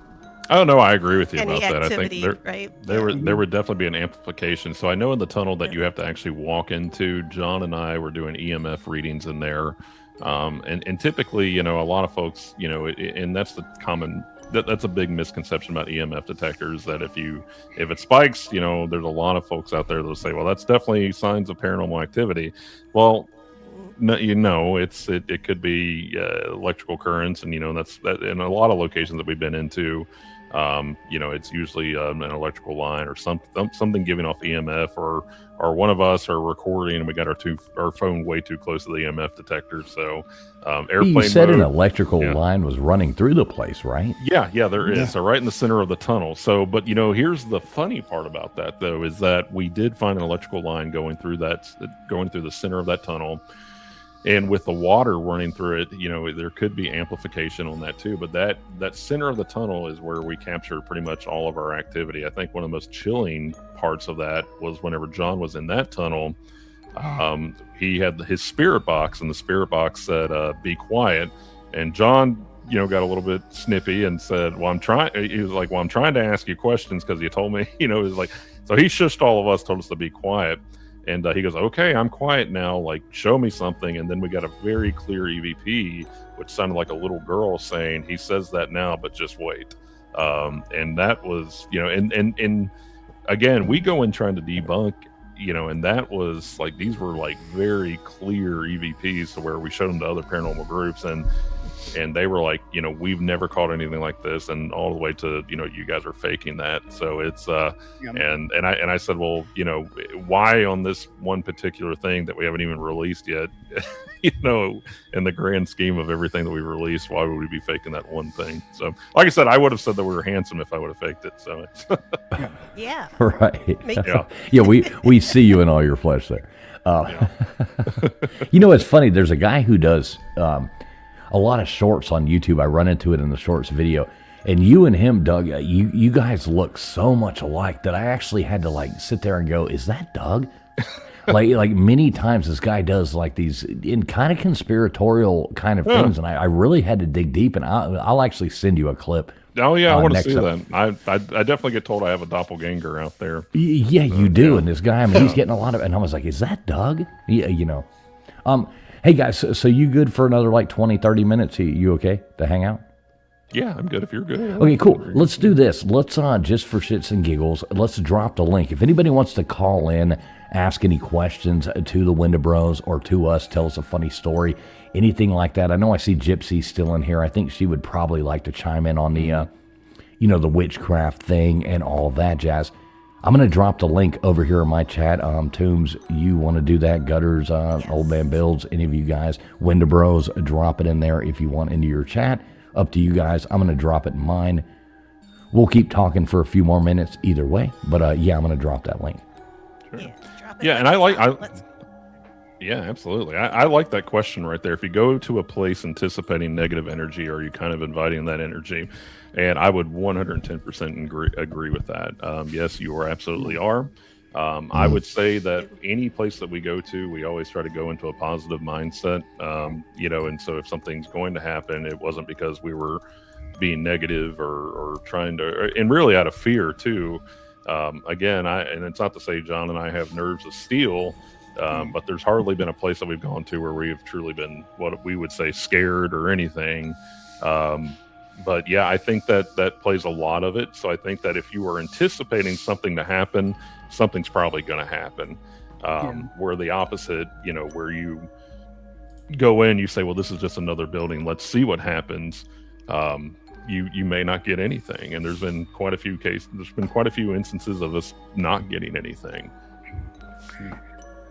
Yeah, I'm a believer. I try not to be skeptical, but anytime we go somewhere new, I try to go in with a skeptical mind because I don't want any kind of confirmation bias. I don't want to go in thinking I'm going to see something and then, oh, there it is. I knew it was going to happen. But and yeah, usually when we go in and we are having a good time is when we actually get things and we're shocked. Because I mean, when we went to the Sensabaugh Tunnel and were walking through, I didn't hear anything, and that's why I was just being silly with it. I was like, well, I'm trying to ask you questions. If you want to talk to me. And so it's always funny. We didn't think anything. We didn't think we got anything from this. We were like, this is a bust. This is just going to be a funny video. But yeah, well, I think your mind can manifest. Like, what is that word? I always forget the damn word. But like when you look up at the clouds and you can see the whale swimming through the thing. Pareidolia. Pareidolia. Yeah, exactly. I always forget that word for some reason. Probably because it's such a weird word. But yeah, that your mind can manifest. If you go to something thinking that something is going to happen, your mind is going to make you think something is happening. Mm-hmm. Yeah, no, I agree with that, and I think that plays a lot in it right there. And but it's a weird thing. Whenever we went to the River House with Chasing Ravens, we went in there and we had a great time, but we had so much activity in there too. And that was one where we had a team member named Greg actually have his legal name be called out to him, and that shook him up quite a bit. And then the one with Sensabaugh, whenever we didn't catch anything, another team member that we had, his name was Casey. We let him listen to those EVPs, and he watched in real time as I was, isolating, and I passed it to John. I said, "Listen to this," and John was like, "I did not like that," and we passed it to Casey, who is like a staunch non-believer, skeptic, like does not, he just agrees to disagree. He took my headset and just threw it. Like he was like, I did not like it at all. Yeah, sounds like something I would do. Yeah. Sorry, LW, what was that? I'm sorry. I just said it sounds like something I would do. Oh, take the headset and throw it. Yeah. And then flip the table. Right.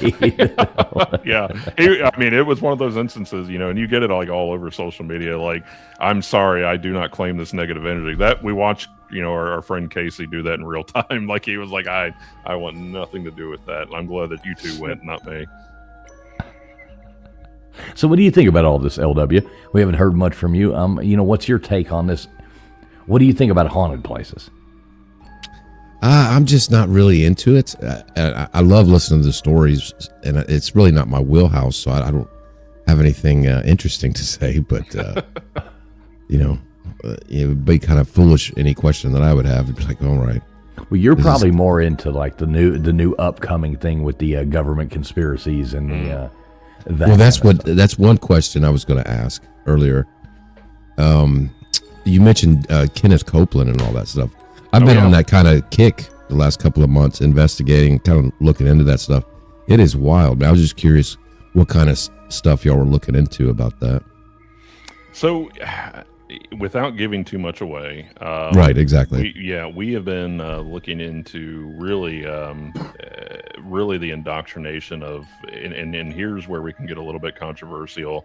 I personally believe in God. But from there, though, I've never really subscribed to the idea of organized religion. I believe in prayer in private, but from there, though, with especially in the Appalachian area, we are in the heart. And I think Rick said it best whenever we talked to him. Like, we are in the buckle. We are the buckle of the Bible Belt here, and there is a certain indoctrination that happens. And it's not to say all churches around here. There's very good churches, very accepting churches, but I think a lot of folks, they read the Bible, but they don't interpret it. And they usually listen to a pastor that kind of explain it to them, but there's very nefarious things that happen with that. Again, without giving too much away, we've had information that there could be, and again, I'm not struggling to say it. I'm struggling to find how I'm going to say it. But what we are finding is that, let's break it down to something like the Illuminati. And if we talk about attachments, and we talk about people doing very nefarious, awful things, you may have to have something attached to you in order to feel it, or in order to defeat it. And what we're saying is that these things could be of such negative energy. Where is a better place than, say, a church, where you could probably rile up a crowd and get them feeding that negative energy. A church should never be teaching you to hate somebody. Jesus would sit with everybody here, I would assume, and flip tables, like Tombstone said. But with all that being said, whenever we say attachment, do we mean, that they could have something attached to them that they're trying to feed, that is this negative entity, which we would call like a bottom feeder or a demon, if you'd like to? Sure, maybe they could, but what we're looking at is the symbology of that. Maybe It's less that and more of a symbol of what they're willing to do in order to have power. Well, if you've, I'm sure you have. I'm sure most people have, but the video of him being interviewed by a news lady about that, absolutely insane. The jet, yeah, and those in his eyes, and how, eyes. Yeah. I'm a total believer in what you just said. That's definitely a possibility. And I try to word that as carefully as I can. But it's but that's exactly what I'm referencing on there too. And so whenever we had heard about potential Pentecostal pastors doing this kind of thing, we went to research Kenneth Copeland, and sure enough, he's part of the Pentecostal movement, and we in the people that we've talked to, they're like, that, like, we've delved in some dark stuff. We have not delved into Kenneth Copeland dark stuff. Right. Yeah. Well, we do have somebody waiting in the back for us, wanting to call in. Our good friend Gypsy joining us right now. How you doing tonight, there, Gypsy? I'm doing great, fools. How is everybody? Doing well. Still waiting on my sandwich, though, ladies. Still waiting on my sandwich. Every night I go to bed. We're gradually getting you to level up to where you'll be able to find it. You're starting to believe. You're starting to believe. You got to be a believer to find that sandwich, fools. All right. Gypsy says she's sending me a sandwich in my dreams, and I have not gotten it yet. She told me to find a locker. I keep looking. Anyway, Gypsy, what you got going on? I know you probably have a couple things you could ask the Wendibros about stuff that you do. Actually, it's kind of the other way around. I was wondering if anybody had any questions from me about this particular subject, because I am a practicing witch. I am a white witch. I am a healer, and I'm also an ordained minister. Cool. Also a psychic medium. Take it away, Doug. Would you want to be in a documentary? Sure. I would love it. I would absolutely love it. Well, we're shooting in July, so we may have to get you on a call. I would not have a problem with that. You guys can find me at Crafting and Conjuring on YouTube. Mm-hmm. All right. So you got any questions for her? Let's make this interesting. What do you guys got? I mean, if there's anything that you're unsure of, I heard you guys talking about Kenneth Copeland there for a minute. I am an ordained minister, but I'm non-denominational. I do not pertain to any one religious belief, because I do not believe in religious indoctrination. But I am spiritual. I believe in the source. I believe in the one source, which we all come from. So, there's a difference. Religion has taken the words of Jesus Christ and twisted them into words of power and control. And Jesus's words are in there if you just learn how to interpret them correctly. And if you're reading a modern day Bible, then you're never going to get the true word, because most of it's been edited or omitted or embellished by people who weren't even there at the time that these stories came from. So if you're going to read the Bible, get the Ethiopian Bible. And the books that were omitted are just as important as the books that are in the Bible, like the Book of Enoch. Religion is interesting with that, to where so many different religions have been started by removing books out of the Bible that didn't fit their religion. That is an interesting topic. I would like to say, it's funny you say that about Ethiopian. Do you believe the Ark of the Covenant is in Ethiopia, Gypsy? Yes. Okay. Yes. Okay, that's an interesting topic. Yes, isn't it? Have you looked into the other Abrahamic religions? Yeah, I study religious history. Not a lot, but yes, I study religious history. What do you have a question about? Let me butt in real fast. No bits, no shoes, says Cuban sandwich time. Yeah, right now, Gypsy, next time you send a sandwich, please make it a media noches. Just throwing that out there. Because it's bologna with Miracle Whip on Wonder Bread. Remember? I didn't forget. I want the media noches now. So, Miracle Whip people. Okay, go back to your actual content. It's Duke's mayonnaise all the way. It's got I like this guy. Like a natural laxative. Real mayonnaise. Real mayonnaise. Yeah. So. Actually, none of that stuff is real mayonnaise if it's made with soybean oil. That's yuck. Get mayonnaise that's made with olive oil or avocado oil. Okay, go back to the actual topic, or we'll be right back to arguing whether or not. What else can I tell you? What do you need? What do you need to know? Well, no, I really just wanted to know about your opinion on other Abrahamic religions. Have you studied Islam, or have you read the Quran, or do you study anything with Judaism? I've looked into all of them, and again, they fall under the same religious tool to control people through fear. Okay. There's so much more to this planet than what meets the eye, and we're coming to a point in the evolution and timeline of this planet to where the truth is going to be revealed here pretty soon, within the next 2 years. The planets are aligning.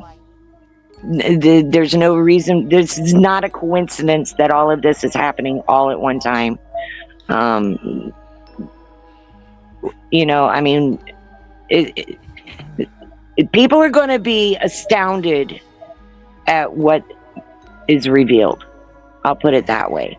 And how far certain people have gone to hide the truth from us. Well, give us a little more detail. In what way do you mean that astounded by what is about to be revealed? What do you foresee? Okay, so they've got us trapped in this timeline of thinking that we need to live just to be reincarnated. Ever ask yourself why? Well, no. I mean, personally, I have not, because I don't really believe in reincarnation. But okay, a lot of people do. well, yeah, and they have that right to.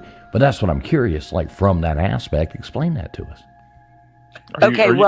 I can speak from personal experience, because I've been suffering with AFib since I was 18 years old, and I dropped dead when I thought it was fainting, but it turned out my heart was stopping and I was dropping dead. So I went 30 years undiagnosed with this. I just thought I was fainting, but it turned out I was dropping dead.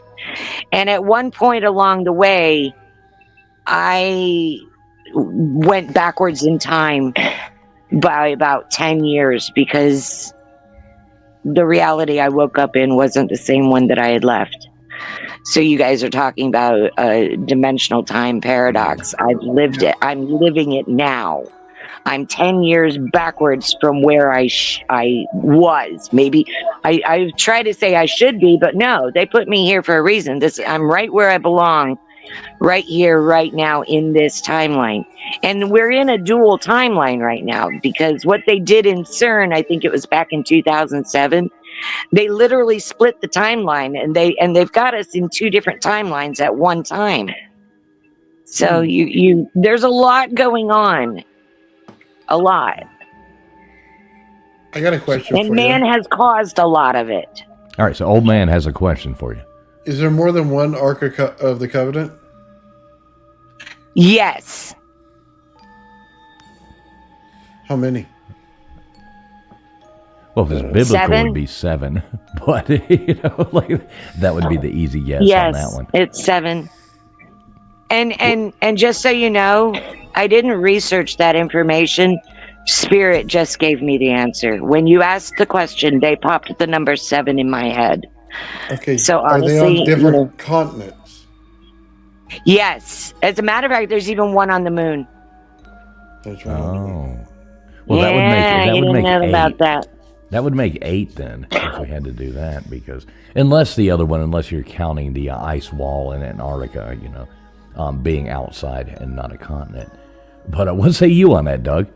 About the ice wall? Yeah, I'm still trying to book a plane ticket to get over it. I know. Hey, let me know when you do. I'm going with you, brother. I am going with you to the ice wall. We're climbing that. We're climbing that mofo. Yeah, I'm looking for the Bifrost. No. All these globetrotters. I want to add it to my collection. Yeah.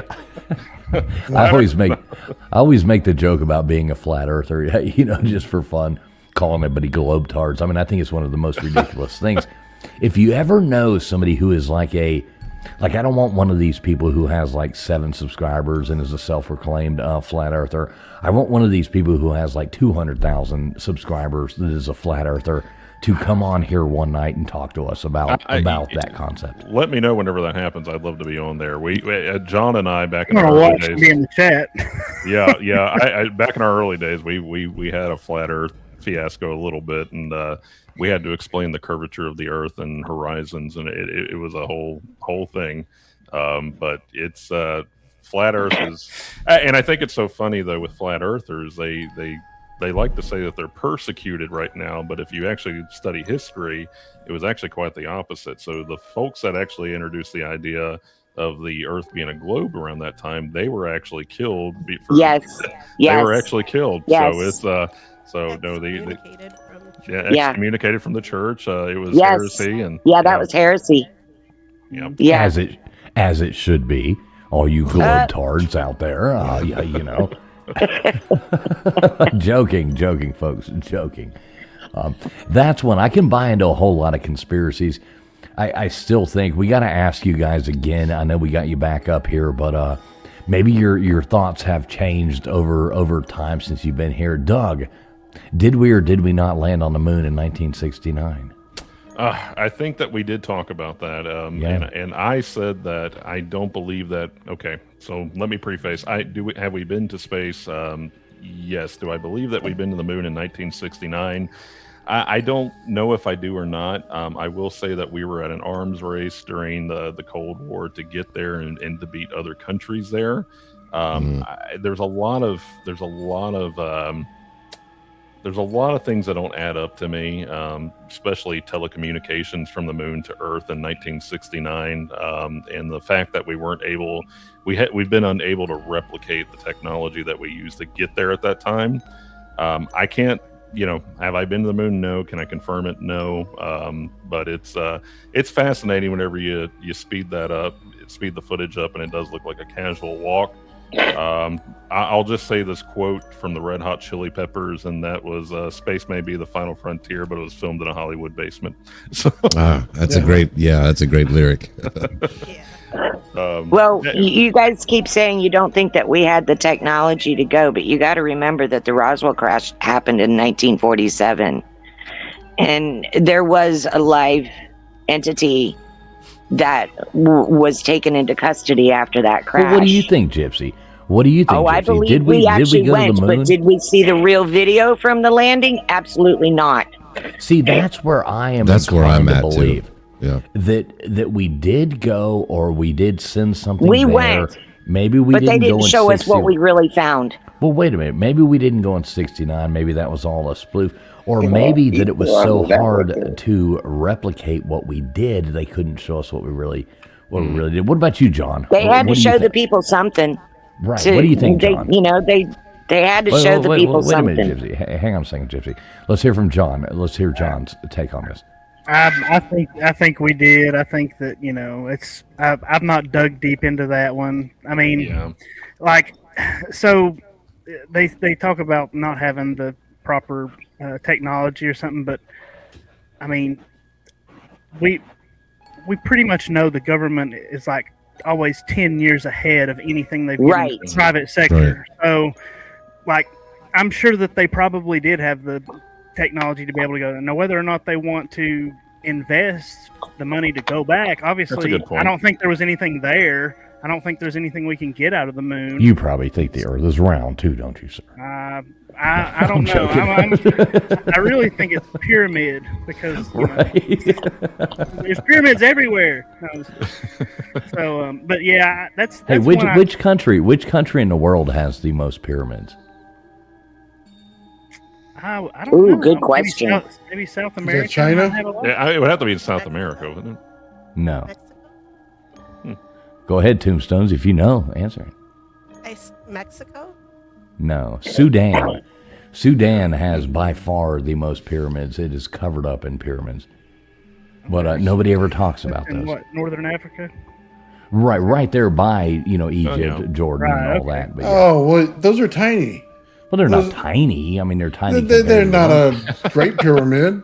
Well, they're freaking pyramids. No, it's not the Great Pyramid, but they are pyramids. Technicality. Lawn art? Is that what you're talking about? Like, hey, which U.S. state has the most pink flamingos? Okay, we can. There's like teepees out there, is what they are. Here's a funny fact. Per capita, which U.S. state or U.S. state gets the most plastic surgeries? That would be Utah. Utah, because of Salt Lake City. Very interesting. What? Yeah. Pretty cool. So you think Gypsy, while we still got you here, we got to wrap this up here in a moment. So you think we did land on the moon in 1969, Gypsy? Yes. Okay. I do. And I think that when they stepped foot on the moon, they realized that they weren't alone. There was already structures there. There was already basically a working base there. And they had to come up with something quick to cover it up. I don't think they were prepared for what they found when they landed. I really don't. Were they other humans or non-human? Non-humans. Okay. Non-humans. That's where we found the Elon Musk family. Right. So how do you explain the how do you explain the I'm sorry. The thing that they landed with? What was it called? Rover. What was the name of that thing? The Eagle. The Eagle has landed. Yeah. How do you explain that thing? Like the tinfoil and the poster board that it was built with. Well, there were people that wanted to recreate it to make it look like it was fake. So I'm sure that there's fake stuff out there. Yeah, they had to show us something. They had to show us something. They couldn't allow NASA. You got to remember, they had just dealt with that Roswell fiasco. People were talking about what's in space. The government had to feed the people something. Okay, did they go? Yeah, I think they went. But did they show us what they really found? Hell no. Well, my running theory is if we did go, it was with technology that wouldn't have made sense to people in 1969. If that makes sense.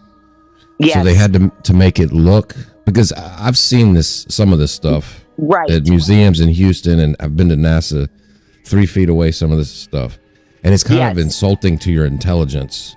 Yes. To look at that and be like, well, that's not. Yes. Yeah. The thing that landed on the moon, or what they showed, that looks like a third grade science project. They did that on purpose. They did that on purpose.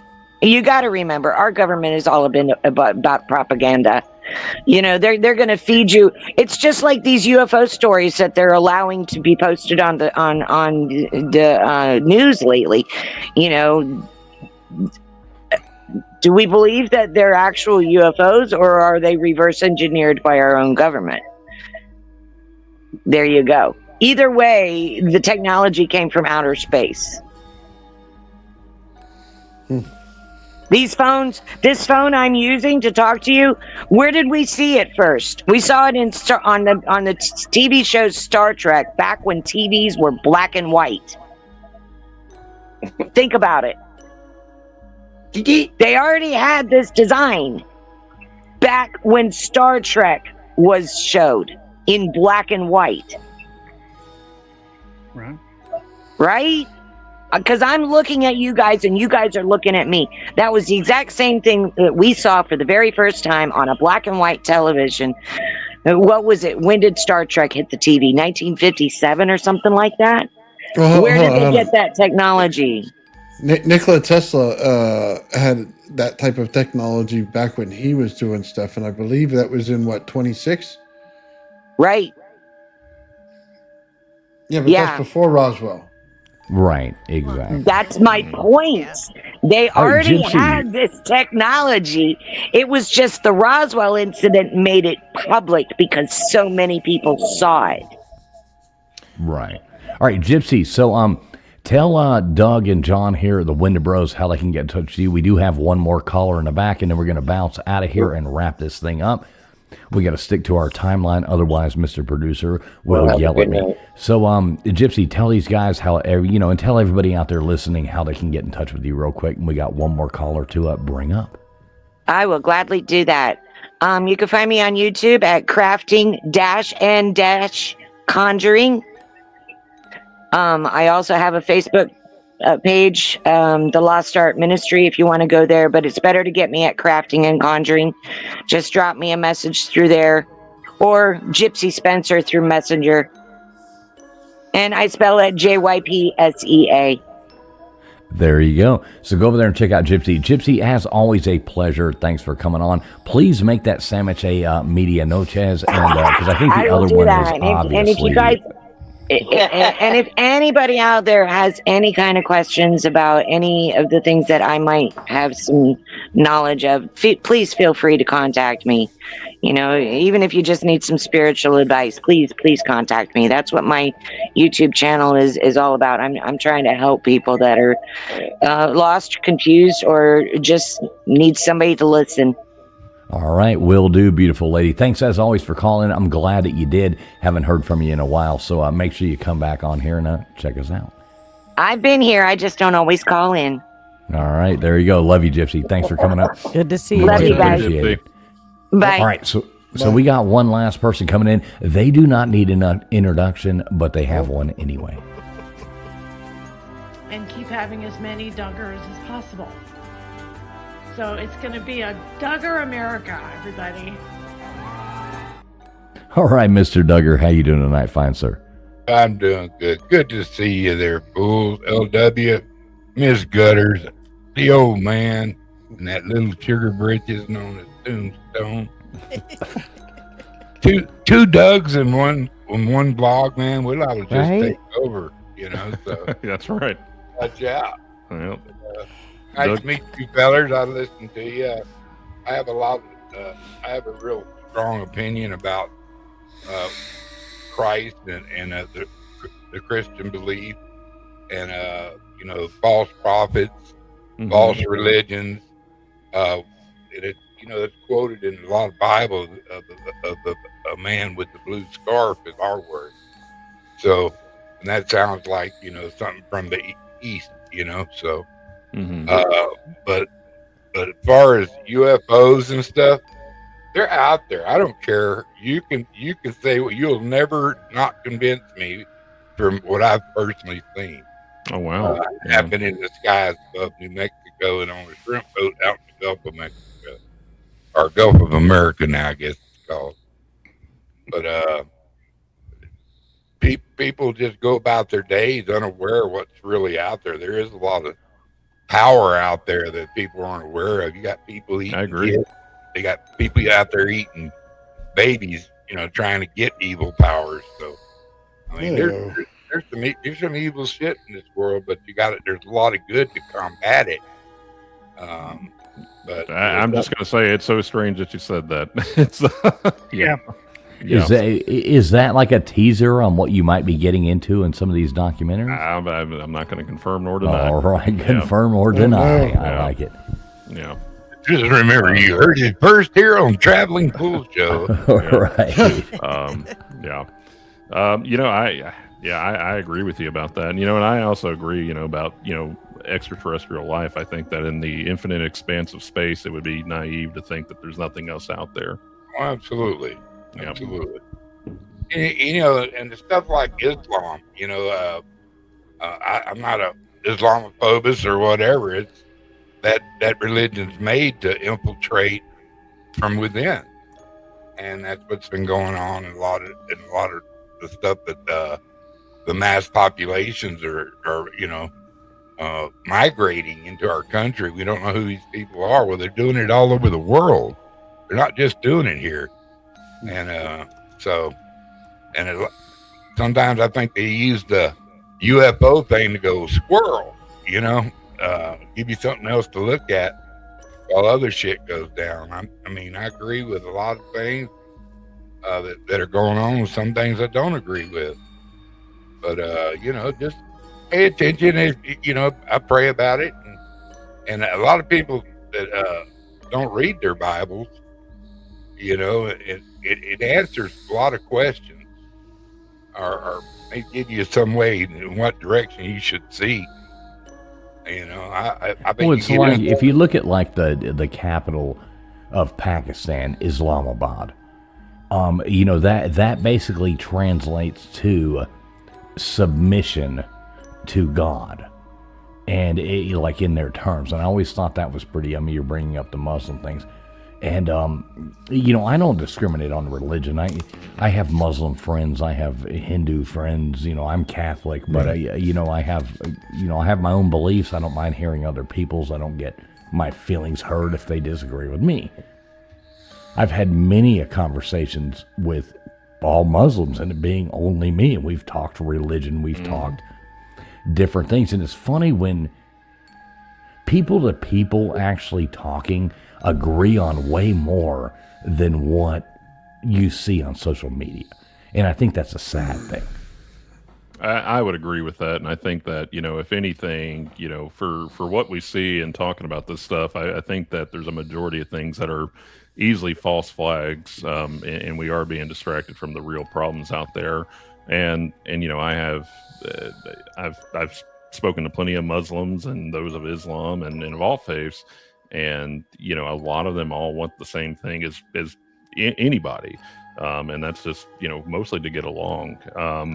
So I think that, a lot of this stuff is just perpetuating certain narratives that, aren't true. And if they are true, then it would be, heavy indoctrination and not unlike things that we've talked about tonight on the topics. But, I would say, to be a faith and everything, you sit down and I think conversation fixes a lot of things. And I think having a genuine conversation would fix a lot of the issues that we have right now.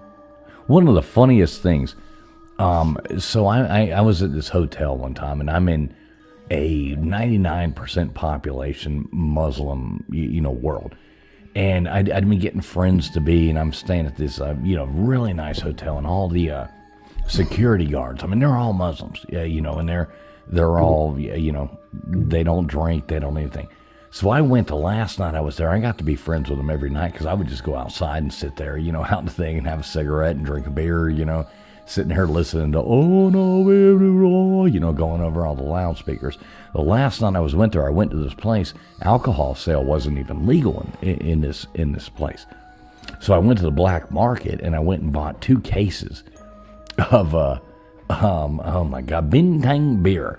So I go and buy 2 cases of this and I bring it back ice cold. I put them in this big ice chest and brought them out there with security late at night and put it out there. And I was like, all right, guys, let's talk. And I put this down, and I got the whole security night shift. It just hammered. And we sat up and we talked religion, politics, everything one night and sat there. I mean, some of them were so funny. After 2 beers, they were like falling down and stuff. It was absolutely ridiculous. But we talked about, and it was just so cool to have that conversation with these people. And, you know, kind of what it came down to was you were looking at, I mean, people can come in here and say like, oh, the majority of people in the United States are, you know, it's a Christian nation. How many of them actually practice Christianity? The majority of these people in this country are Muslims. How many of them are actually really practicing, you know, what do you call it? Muslimism? I don't know. Right. You know what I mean? New word created by traveling bull. Right. Exactly. So it was neat to have that conversation with people and actually, you know, open up. And I still get messages. These people still send me, you know, their kids like I became like friends over life with a lot of these people. They send me their pictures of their kids having their 5th grade graduation party and their sister-in-law getting married. And you know what I mean? I still get like, you know, at least every 6 weeks, I get a message from one of these people sending me something, you know, like keeping in contact. And I think that's cool. Mm-hmm. Yep. That's really cool. Right. And it's neat. People aren't that far apart from each other. Can you add John back in? Yeah. Thank you, sir. Sorry about that. Sorry, John. Didn't even see you drop out there. That's okay. I don't know what happened. All right, we got you back. I think you're not showing up on the thing. Duggar took your spot. So, Duggar, what else you got for us, brother? We're about to wrap this up. I just want to know where I can catch these two fellas. Okay, it's up there on the deal there now. Thank you. Right. Yeah. I've got Nightbot dropping their link. Yeah, we're about to go over all that right here. We're about to give them the opportunity to shout out everything in the world if they want to shout out. Well, I got one thing I do got to say is I hope everybody that's came and watched the channel tonight receives God's blessing. May the panel receive God's blessings. And, you know, Mr. Duggar believes he's just too blessed to be stressed. So y'all take care of your little bitty selves and doodly-doo. Love you, Mr. Duggar. Bye-bye. You're awesome, Duggars. Love you, Bubs. All right, there we go. Hearing it from Mr. Duggars. All right, so let's wrap this thing up. So, Wendibros. Wendibros. Wendibros. I'm about to call you the Indigo Girls or something like that. I came for a monster. I came for... Yeah, right, exactly. So tell everybody what you got coming up or what you got going on, where to find you guys at. I know their links are in the description of the video. Nightbot has been dropping their link all the way through, all their links, Instagram, Facebook, but I'll let them explain this. I've got some of your, stuff you wanted me to bring up right here, ready to go. So you just, rock and roll, brothers. Sure. John, anything you want to touch on before I? No, you go for it. You are much better versed than I am. All right. Okay. So yeah, we have, as you can see right there, Case File Abyss, which is a tentative title with our good friend Rick from the Euroshrine there, where we're going to be diving into how scary humanity itself can be. And I think a lot of stuff that we touched on tonight you may see this kind of surface on it. So, but Rick is a very fascinating individual, very intelligent guy. And he tends to back up what he says. So I hope that everybody tunes into that. Should be released on our YouTube channel probably in July. We're going to debut that at a retreat, and then it should be on YouTube live that same day. From there, we also have our Appalachian Witchcraft documentary, and that's also we're shooting for a local theatrical release. Hopefully, fingers crossed. But if that falls through, then I will be invited to. You get an invite. Everybody gets an invite. But that is a Wendibros documentary, shining light on Appalachian witchcraft, what it truly means.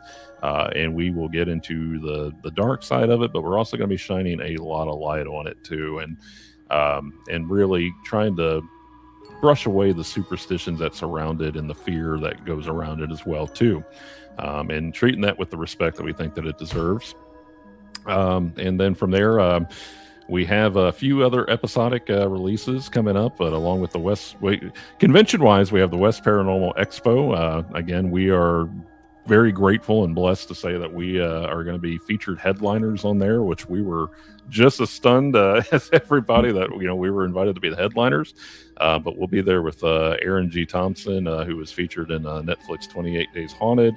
And then actually a couple of other locals that are near us, Outlaw Paranormal with Jimmy Ricker and Jeffrey Ward. But there's a whole lot of folks that we've come to be friends with that are going to be there. So if you're in Kentucky, if you just want to plan a day to come out there, that'd be a great time to come see the Wendibros talk about, a lot of what we talked about tonight, but what we're really focusing on is putting the research back into paranormal, rather than, going in and just assuming something, really going in there and talking to people, understanding the history, understanding the story, lore, and then, just really getting folks out there to be more investigative rather than reactive. And from there, though, we also we have our own Bristol Mothman now, which we've been asked by a few people to look into. So Bristol, Tennessee has had its own Mothman type of sighting with a winged man. So we should be discussing that here very soon. Past that, we should be wrapping up our Sensible Tunnel episode. That has been a cursed episode because the first footage that we shot, some of it got corrupted. Went back and shot a second bit of it, which is a-okay. And then I think we're just going to put the finishing touches on that, release that on our YouTube channel. Trying to think of anything else that we have going on. I know there's a few other episodes. The West Virginia Man on Fire, which we were requested to go and look at. Apparently there could be a Will-O-the-Wisp case out in West Virginia, and I always say that if there's anything out there spooky or cryptid-like, I guarantee you're going to find it in West Virginia, which is kind of like the Middle Earth of America in a way. And then I'm trying to think of anything else. So we have the West Kentucky Paranormal Expo. You can catch us on June 12th at the Sausage Over Appalachia Festival, where we'll be set up with our good friends Chasing Ravens. And we may even have a very special guest showing up there. We just have to confirm it. That will be joining us at the booth as well too. And I'm sure he'll be willing to sign some autographs if he shows up. He's a good guy. But we just got to confirm that before we say anything about that. And then of course Fraggleween, which will be in Bristol, and we will be featured paranormal panelist on there, and it should be streaming to Hulu and I believe Amazon Prime on that evening, so you can catch us on there too. But yeah, a lot of stuff in the works. I don't know if I've forgotten any of the topics that we're covering. So, John, right? We went over so many tonight. It's really hard to. I think Fraggleween. That sounds like fun. It's a lot of fun. It's actually kind of like it's almost like a hybrid of local artists. It involves local artists, paranormal groups, and burlesque. So now it's sounding a lot more fun. Speaking your language now. Right. Okay, you're reeling me in. Where is this? Where is Fraggle? Bristol, Virginia. Yeah, so it's just right over there. But it's right next to Bristol, Tennessee, where the home of country music. Right. I mean, that's where country music. Right near the country music. Yep, right there, right near the Country Music Museum. So, and it's right across the park where we'll be set up for Sausage Over Appalachia as well too. Yeah, maybe we need to go to that one. Maybe we should all show up there. You kind of sold me at the burlesque, but I do like other stuff going on there too. When I heard Fraggle, thought of Fraggle Rock. Of course you did. I did too. I get that. Yeah, I did too. Of course you did. Well, guys, thanks for coming up. Hang tight here for one moment before let's wrap this up. Sit in the back for a second. I want to exchange a couple things. Gunner's Pub, what you got coming up for us this week? I will be on vacation for a couple weeks due to some stuff that has gone. I have a vacation coming up and we're going camping. And then the next week I have something going on Friday night. So I won't be here for the next 2 Friday nights. So the proper answer is nothing. See you. Nothing. But LW has something to say. Because he gave somebody's word that he would say it, and now he has to say it. Well, you could have All just right, waited till it LW, the was ball's in your court, sir. I love Yeah, how but she he wasn't gonna. You could have just wait until it was my turn. But I wanted to thank the guys for showing up tonight. It was Thank you fun for having talk, us. and I'm really looking forward to that stuff you talked about you were doing. It really sounds interesting to me. And I also wanted to give a shout out to the best recording artist in the South. Give a big woot woot to KJ in the chat. Yeah. That's what he needed to say. Woot. Always good. KJ's not here tonight. She's down there doing some gig in Savannah, rocking it out. So good for KJ. And she's always there. We love her. So LW, you got anything else for us? I'm going to do the short version like Gigi should have done. Nothing this week. Okay, cool. Thank you very much. Old Man Builds, what you got coming up for us, brother? Well, last time I lifted my gravity flyer on the scale, about 1.5 pounds is the weight loss that I got. And I'm looking to get 7 pounds out of it. I'm going to try to cancel out that scale this week. So I'm kind of excited. I doubled my testicle to see if I can't do it. So we'll see if we got it. All right. Well, I'm glad you now have 2 testicles. So that is always good to hear. Double the size. Right, Yeah. double the size. Yeah, Didn't it's all about shoot right the other way. Tombstones, what do you got coming up for us? Yeah, y'all check out Old Man Builds, though. Anybody up here, you can type in, Gutters Pub. You can type in Old Man Builds. You can type in the Wendibros. I know I do have all the Wendibros links in the description of this video. So just go there. They're on Instagram, Facebook, anywhere in the world you can type in Wendibros. They're the only ones. Old Man Builds, only ones. Gutters Pub, only ones. Traveling Fools, only ones. Tombstone Dead Air Time, only one. What do you got for us? A lot.